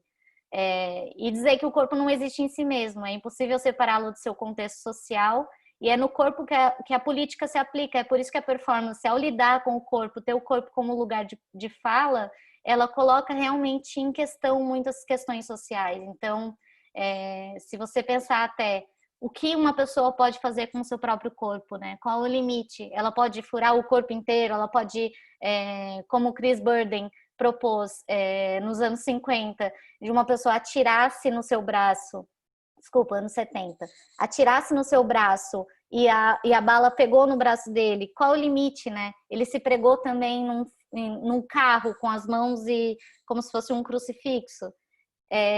É o corpo dele, ele está colocando em ação em uma performance, mas ao mesmo tempo ele está tensionando várias questões, né?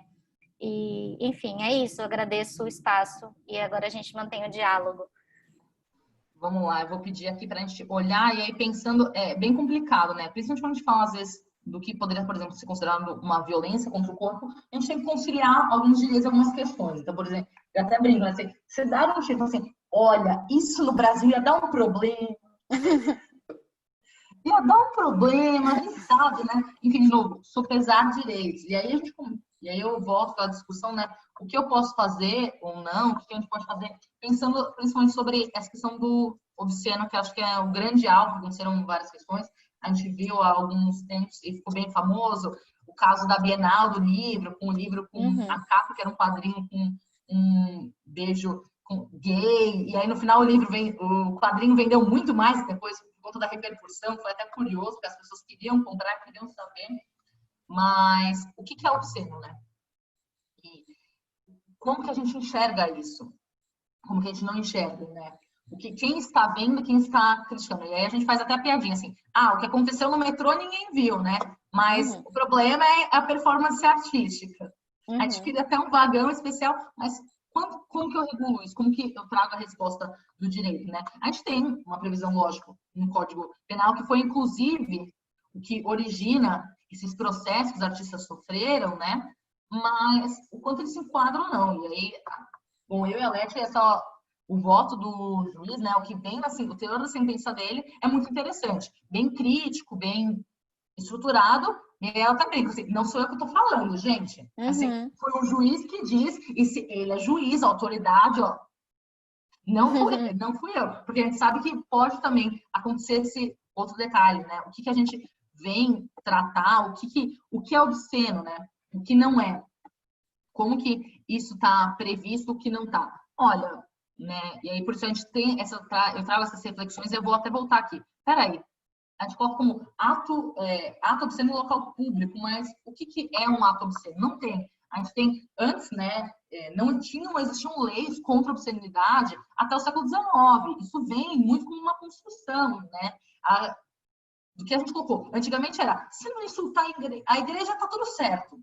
E aí isso casa muito com o próprio caso da artista em que está fazendo esse trabalho no Afeganistão. Como a legislação daquele país é diferente do nosso, a gente tem que tomar alguns cuidados, até para tentar proteger o artista. Poxa, para nós ocidentais, aquilo não ofende. Né? Até parece muito sério, mas eventualmente podem ter outros problemas. O que eu vou precisar colocar, o que não, o que é obsceno, esse conceito, né? Ainda mais quando a gente pensa em Afeganistão, um país que é conhecido por ter uma religião muito forte, que opina e mexe, tanto no governo quanto na legislação, esse tipo de esforço de olhar é complexo. Lógico que nós, como juristas, e pregando a liberdade e o direito, a gente vai defender muito mais. Mas vale também aquela questão, assim, cuidado, assim, antes de fazer a performance, você tem certeza? Você sabe o que pode acontecer? Acho que vale, talvez, uma ressalva, não para impedir o artista, mas para prepará-lo e até para protegê-lo. Por exemplo, a artista foi muito sagaz e falou assim, não, eu preciso de algumas pessoas ao meu redor para minha proteção. Por quê? Porque ela sabia que poderia existir uma interpretação diferente, por mais que ela estivesse dentro da legalidade naquele caso. E aí teve depois um julgamento. Então, assim, de novo, vem um terceiro julgar e dizer o que é certo ou não, e a gente precisa, enfim, até pensando em métodos de autocomposição e repensar o Estado com o judiciário que temos agora tão carregado, repensar como que eu vou interpretar isso, como que eu vou superar, como que eu vou respeitar o direito do outro. Mas entender também o quanto vem essa construção. E aí a gente começou, né? Eu dei os exemplos da Xuxa, essas questões do passado são muito famosas, muito comentadas, né? Mas isso é histórico, vem crescendo. Gente, uma obra como Lolita, né? Olha a idade dos representados, né? Olha essa diferença de idade. O próprio filme Ninfomaníaca, quais são as soluções, né? Dona Flor e seus maridos, e seus dois maridos, que na ditadura não foi censurado, mas foi colocado numa classificação etária, né? O que eu vou colocar e como que eu vou regular essas questões? Quais são os limites, né? O que é obsceno? E a gente tem algumas questões, né? Eu posso, como que eu regulo isso, né? Vou tentar colocar, o que são bons costumes, né? Gente, os bons costumes, aí tem várias questões, né? A gente fala assim, não, gente, não pode afetar a moral, tudo mais, com base nos bons costumes. Mas o que é isso uma transição? Por exemplo, num país oriental, eventualmente com origens árabes, a gente sabe que existem algumas questões que mudaram, né? Os países tinham uma certa liberdade, depois com mudanças governamentais mudaram. Então, cadê o bom costume? O bom costume é muito mais a aplicabilidade da lei, o respeito ao direito ao outro, né? Do que simplesmente falar assim, não, isso me afeta, isso assim. Porque antigamente era diferente. Antigamente a gente tinha uma ditadura. Hoje a gente evoluiu. E ainda assim, naquele período, existiam outras soluções. Então, essa questão, moral, qual que é? E aí vem uma questão, e aí eu já coloco uma pontuação, classificação indicativa. É um tema muito polêmico, né? Porque, de novo, você coloca a arte numa caixinha, mas, assim, foi uma solução, às vezes, encontrada antes de uma exposição. eu coloco uma classificação indicativa, porque a gente teve problemas no Brasil com exposições, mais de um. Teve o problema que a gente acabou de citar, tiveram outros, enfim, disposições acusadas de pedofilia, por quê? Porque colocavam um homem nu e uma criança com autorização dos pais, né? Podendo encostar com a pessoa, mas, de novo, de volta, o que é obsceno e o que não é. Só fazer uma pontuação, que isso é super importante, esse que você está citando, é o trabalho do Wagner Schwartz, que se chama LABT. Não sei se vocês chegaram a ver, ficou bastante conhecido também. E ele está reperformando, na verdade, os bichos da Lygia Clark, que é uma artista brasileira construtivista, que está ali nessa transição, né, ali dos anos 60 no Brasil.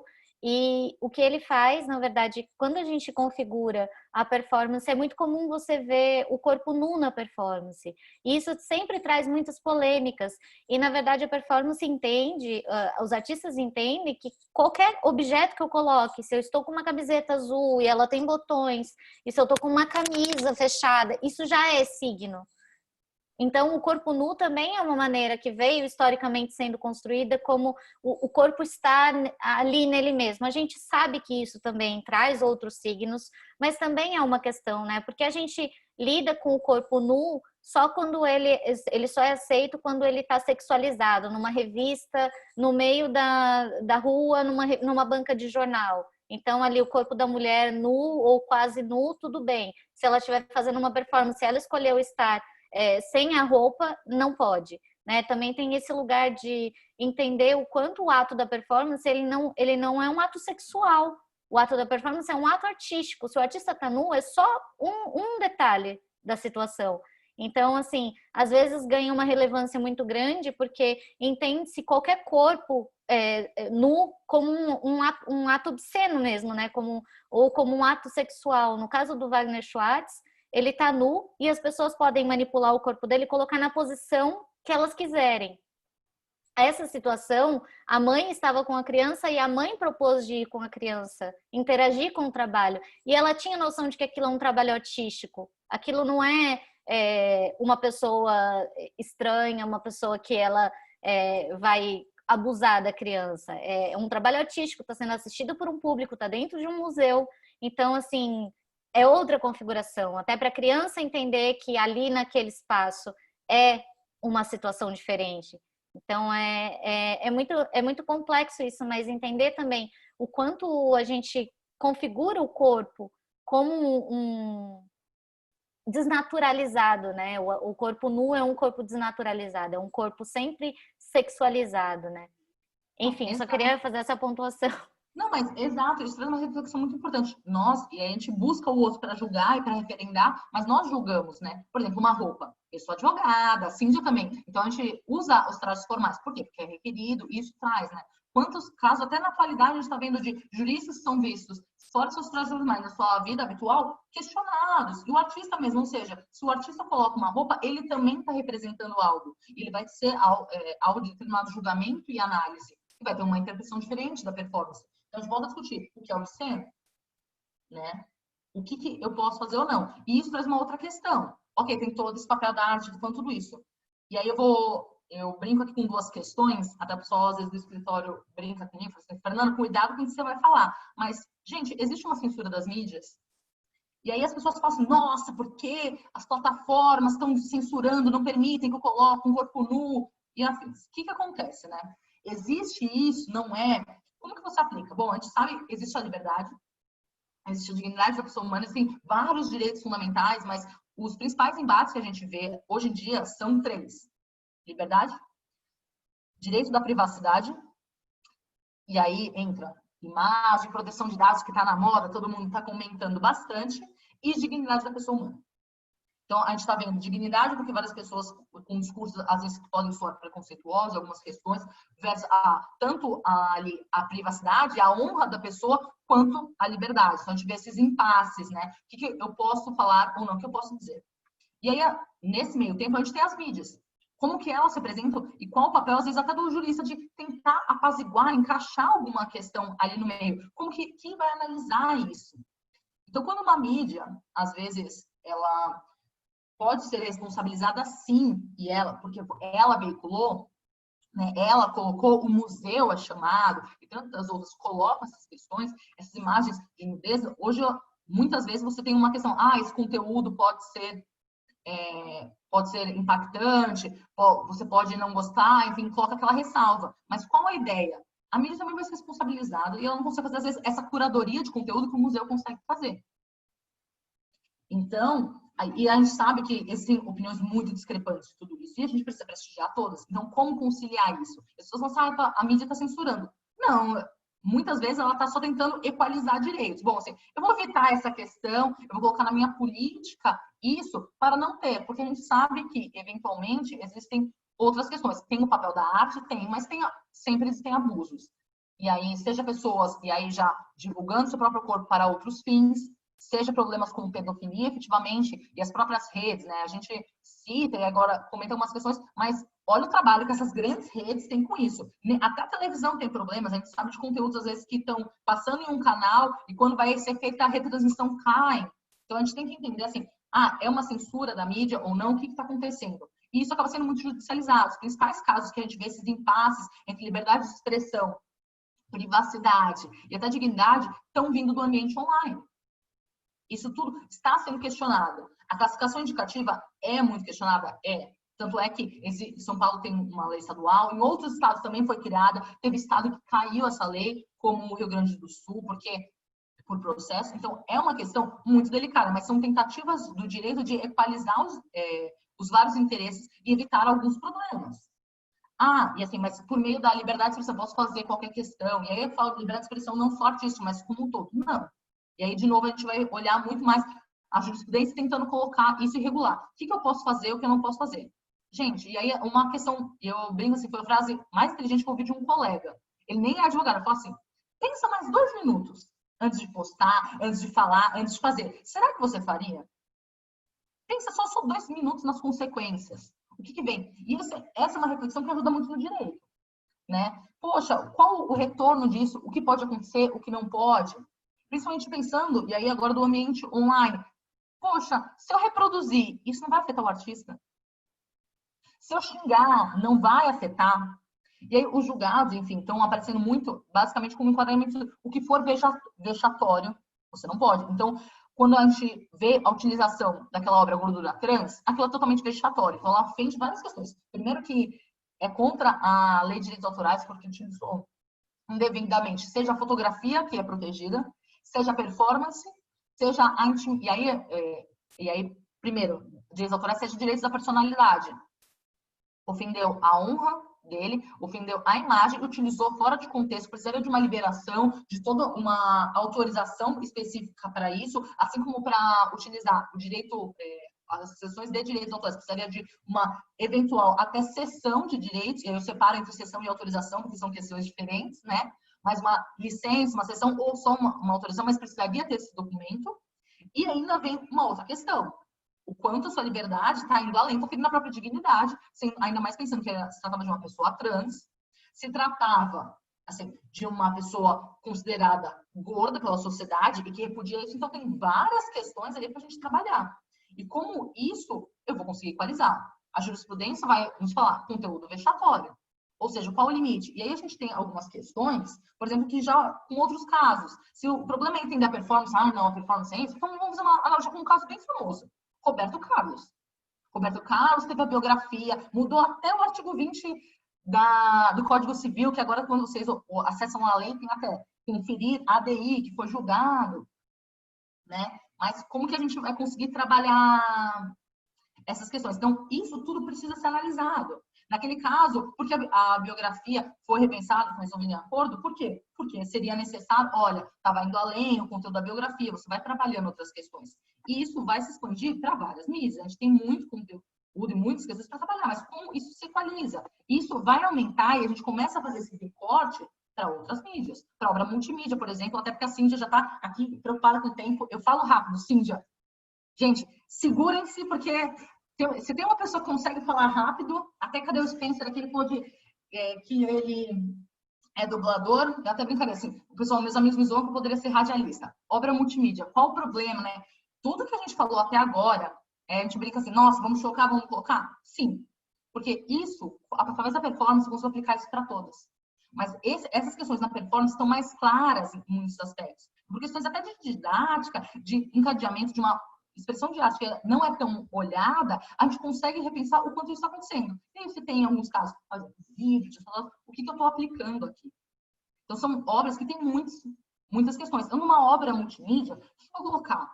Qual o problema dela? Como que eu enquadro? De novo, ela não está no artigo 7º, especificamente. Ela é a reunião de várias obras, colocar nesse ambiente online, e como que eu fixo, como que eu libero isso? Então, como eu tenho determinados livros, ou a performance em uma obra multimídia, eu posso ter. E aí você misturar vários elementos. Eu trago a performance para o meio do audiovisual, coloco elementos textuais, eu vou mexer com isso. Né? Como que eu coloco em quadro, quais são os problemas? Tudo que a gente falou de liberdade de expressão, até de questões na mídia, e de liberação de direitos, de enquadramento, eu preciso também aplicar para esse tipo de obra. Né? A gente sabe que existem até discussões sobre qual é o nome, se deveria ser multimídia ou não, como que a gente vai ver essa releitura, mas é necessário toda essa autorização, todo esse pensamento e essa análise mais crítica sobre isso. Né? E aí eu vou usar aqui para o assunto do momento que todo mundo gosta, que são os games, gente. O game, ele não está previsto, ele é considerado hoje uma obra audiovisual, mas ele tem várias questões dentro dele. Por que ele é uma obra audiovisual? Porque ele foi pensado nesse meio, ele junta os dois. Mas e cadê todos esses problemas? Cadê o enquadramento exato dele? Cadê as questões de liberdade? A gente teve alguns jogos que foram, inclusive, bloqueados no país. Não estou dizendo que são certos ou errados. Por exemplo, um jogo que era bullying, considerado que não se deveria entrar no país. Por quê? Porque ele poderia causar um impacto muito grande para o público infantil e infanto-juvenil, né? Infantil e dos adolescentes, que acaba sendo um público grande de games. Como que eu vou trabalhar esses detalhes, né? Como que eu vou trazer e como que isso se afeta para outras mídias, esses debates. Outros jogos, por exemplo, que você vê eventualmente um estupro, alguma questão, também trazem.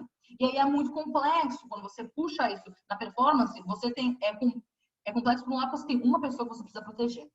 Num videogame, você tem uma indústria por trás.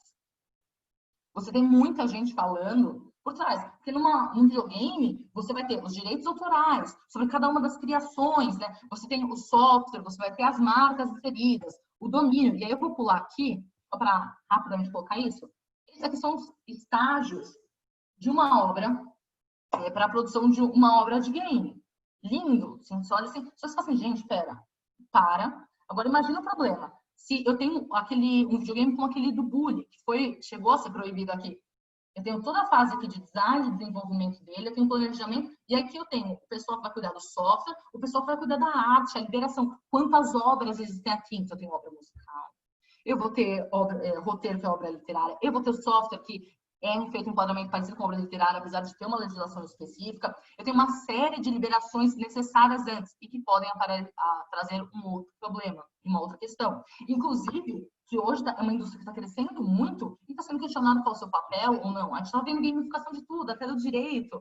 Agora que a gente está tão cansado de tudo, a gente está no meio de uma pandemia, só está em casa. Como cresceram os videogames e como cresceram e mudaram as formas de a gente interagir com a sociedade. E quais os problemas dessa obra. E aí a gente não está falando. E aí, né? A gente está falando de uma indústria bilionária. Trago aqui alguns dados sobre alguns jogos. Pokémon, Mario. Gente, eu sou fã de Pokémon, tá? Confesso aqui. Mas quantos bilhões? E qual o problema? Eu posso até aqui pegar para vocês, ó. Um joguinho como o Pokémon GO. Tá aqui, gente. Esse joguinho, quanto ele não reverteu? E qual o papel dele na nossa sociedade? E quando a gente fala isso, a preocupação, né? Voltando para algumas questões, eu tenho tudo isso, mas eu tenho que voltar a pensar em alguns limites. Peraí, classificação indicativa para jogo existe. E precisa ter para auxiliar. A gente está aqui buscando essas liberdades que precisam ser repensadas, equalizadas. Vou impedir? Eventualmente não, mas posso colocar, descrever, pode ajudar. Não estou dizendo que eu sou a favor da classificação indicativa ou não. Só que são tentativas de soluções. A gente até brinca, né? Olha, eu preciso disso, é o ideal, mas às vezes pode resolver um problema. Não é o que você gostaria, mas consegue resolver? Outras questões. Qual a ideia? Eu estou falando de uma performance no jogo, eu entendo, eu tenho que proteger um incapaz, um hipossuficiente, uma criança, né? Eu entendo isso. Então, que os pais decidam onde está isso, mas que eles consigam encaminhar. Não é por isso que eu vou bloquear o direito de alguém. Como que eu vou conciliar essas questões? E no game, isso todo esse debate, ele aumenta muito. Ele vai aumentar. Eu estou falando de uma indústria muito grande, que envolve vários aqui direitos, aqui só falando de propriedade intelectual, né? E bilhões, uma venda maior. Detalhe, tá? Pokémon e Mario são as maiores franquias de entretenimento do mundo. Então, assim, não são só de games. Então, esses números batem muito, inclusive, de Pokémon bate muito números da Disney. Então, qual é o nosso papel como proteger essas obras, essas novas formas de arte? Como que a gente concilia e coloca elas e permite, viabiliza elas? Lógico, aqui eu não vou entrar ao fundo, mas quando a gente tem jogos como esse, o que vai ser falado? Quanto essa indústria dos games está sendo questionada por colocar venda de produtos online, e aí a gente precisa trazer outras regulações, por colocar também, dentro desse contexto, outros, eventualmente, jogos de azar que são proibidos no Brasil e eles têm vários problemas, por exemplo, quando você compra uma coisa e sorteia. Eles têm vários detalhes, mas a ideia é conciliar esses direitos. Não vedar, garantir esse explícito constitucional. E aí eu volto a fazer uma piadinha com os bons costumes. Bons costumes é conseguir equalizar direitos, é respeitar a lei. Não é simplesmente criar conteúdos próprios. E aí cabe a nós, juristas, conciliar isso. Entender e ouvir uma artista como a Leti, que explicou tanto, e olhar e falar assim, gente, que lindo, que interessante, super relevante. Como que eu vou fazer viabilizar? Como que eu vou ajudar isso? Como que eu protejo isso? Ah, não está previsto no texto da lei? Tudo bem. Eu vou, assim, a lei tem um rol exemplificativo. Eu vou colocar. Olha, essa questão pode incomodar algumas pessoas. O que eu vou fazer? Poxa, será que eu entendo que na rua ela é mais interessante, mas será que no museu às vezes eu não te protejo? Você quer assumir o risco? Tudo bem. A gente vai pegar as liberações para ela sair na rua. Mas é sempre entender como o direito ajuda. E não como o direito pode bloquear. Não como ele vai executar, regular e prender a arte, mas como que ele vai fomentar ela e ajudar. A gente está vendo vários incentivos para vários setores. O artista também é super importante. O Spencer até comentou assim, existe há tantos anos. A Leti trouxe aqui, há quantos anos existe a performance e só agora a gente está discutindo ela. Os games, gente, pão e circo. Assim, a questão e agora a gente está vendo assim, isso crescendo e virando até o esportes. Há quanto tempo a gente já não fala de jogos? E como que eu protejo, como que eu não protejo? As regras não são protegidas, mas a obra, e aí as criações, os desenhos, a protegida, a dublagem, tem vários meandros que são. A gente precisa começar a equalizar esses direitos e pensar, entender essas novas formas e olhar elas. Eventualmente, ouvir uma artista, olhar e entender essa indústria como um todo, trabalhar esses detalhes e conseguir expor e ajudar. Então, por isso, assim, eu vou aqui encerrar, faltam 4 minutos, a Silvia já deve estar ficando nervosa, o pessoal da OAB vai querer me matar. Eu respiro, precisei cortar aqui um pouquinho, porque a gente se empolga um pouco, mas... Fernanda, eu tô na verdade, estou adorando, e se você quiser aí prorrogar mais uns minutinhos, porque tá muito bom. Ai, que bom. Assim, a ideia dessa palestra, eu prometo que eu vou tentar fechar aqui, é muito mais introduzir o tema, trazer algumas reflexões do que trazer respostas prontas. Eu posso falar para vocês, a jurisprudência vai dizer, conteúdo vexatório cai. Uma plataforma, se você colocar esse tipo de imagem no Facebook, no Instagram, no Google, provavelmente vai cair. Eu posso colocar isso? Podia falar assim, podia trazer vários julgados? Podia. A nossa ideia é a lei, é trazer reflexão e pensar até para a gente desenvolver senso crítico. Essa é uma grande habilidade que sempre foi necessária para o jurista e é cada vez mais numa sociedade do conhecimento, em que muita coisa está sendo questionada. Então, a gente precisa entender o ambiente que estamos para aplicar ele. Lógico, conhecer tudo isso é relevante, mas refletir. Quem é meu cliente? Qual é a minha indústria? O que está acontecendo? O que pode? Olhar os julgados, a máquina pega para a gente muito fácil. Mas ter esse senso crítico é mais importante. Por isso, ouvir tudo isso e pensar entre como proteger o que é a liberdade e os direitos constitucionais, a base dali, são as formas que nós vamos construir todos os outros direitos. E aí, lógico, sou suspeita para falar, sou apaixonada por direitos autorais e entretenimento, trabalho com isso há muitos anos. Mas a gente precisa voltar um pouquinho e até pensar em, por exemplo, doutrinas que falam sobre direito civil constitucional e outras questões, como que eu estou aplicando tudo isso? Como que eu vou solucionar? Como que eu vou ver? E como que eu vou garantir o respeito a tudo? Bom, era isso, eu chamo aqui no final, até gosto desse daqui, como que a gente... Eu trago um quadrinho, uma outra expressão, para deixar aberto. Eu vi que tem alguns comentários aqui no chat, devolvo a palavra para a Cíndia. Falei bem rápido, desculpa se eu falei correndo, era para tentar manter um pouco o termo, porque assim, apesar da Cíndia gostar, eu sei que a gente consegue um tempinho, eu sei que a OAB também tem o tempo, então tentei não pular muito. A palavra é sua, Cíndia, muito obrigada de novo, todo mundo, principalmente Leti, sensacional, como você sabe, adoro as suas colocações, tudo que você trouxe, achei super relevante para a gente repensar esse debate. Meninas, eu queria agradecer imensamente, porque é tanto conteúdo, na verdade, eu fui fazendo umas anotações aqui de umas coisas que para mim são novidades, porque embora eu seja uma entusiasta das artes, eu não sou nem especialista, eu fiz anotações. Eu queria registrar uma opinião controversa, que eu detesto performances da Abramovic, aquela dela com o ex-marido eu detesto, porém eu tô com você, Cíndia. Eu sempre sou cancelada quando eu falo isso. Mas eu gosto muito do senso educativo daquela performance dela que você citou, dos objetos, porque todo mundo fala dela e pensa naquela com que o marido chegou. Eu achei aquilo lá peanuts, mas enfim. Eu aprendi demais hoje. Aqui nos comentários a gente teve um relato da Sônia, mencionando uma performance, acho que no Memorial da América Latina, sensacional, que eu só vi por vídeo, não tive a oportunidade de ver pessoalmente.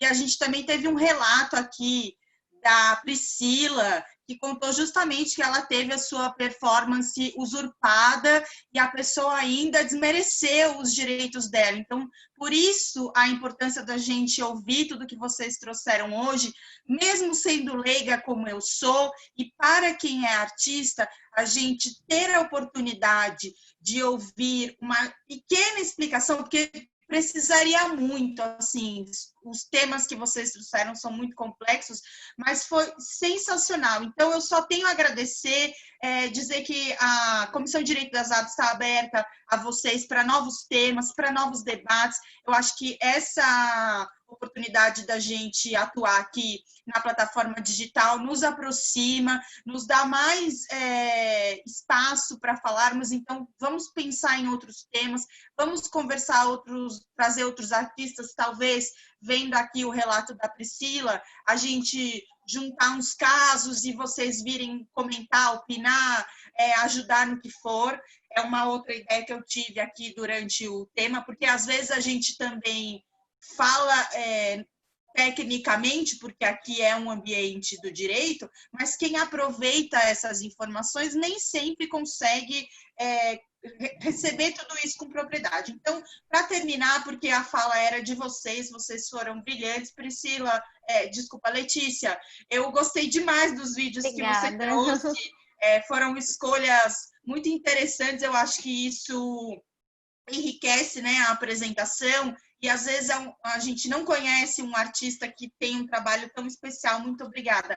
Fernanda, nem tenho o que te dizer, primeiro que admiro o seu trabalho, com o currículo que você tem a essa altura, elogios são desnecessários? Não, elogios sempre são merecidos para quem faz um trabalho tão dedicado quanto você faz. Eu queria pedir licença a vocês duas, porque hoje é o dia de vocês, para fazer um convite para quem está nos assistindo aí, que é o próximo evento onde a Comissão de Direito das Artes, ela deixa eu abrir, ok?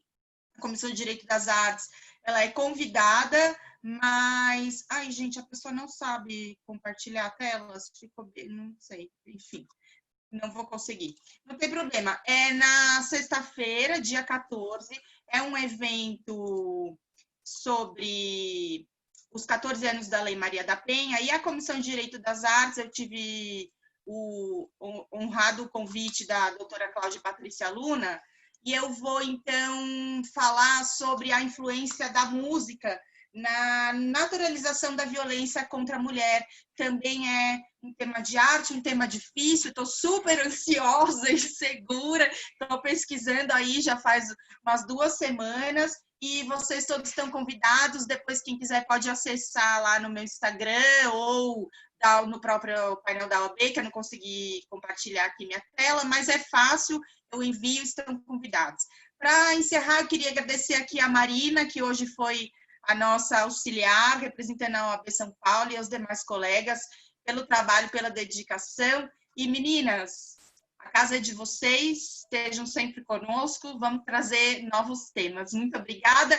Outro dia, o Spencer, justamente num congresso que ele fez, ele comentou que falta uma coisa quando a gente faz um evento virtual, que é a salva de palmas no final. Então, recebam aqui minha salva de palmas. Muito obrigada a todos, obrigada ao Departamento de Cultura e Eventos por esse trabalho incansável. Até a próxima. Tchau. Tchau, obrigada. Tchau, tchau, gente. Obrigadão. Até mais.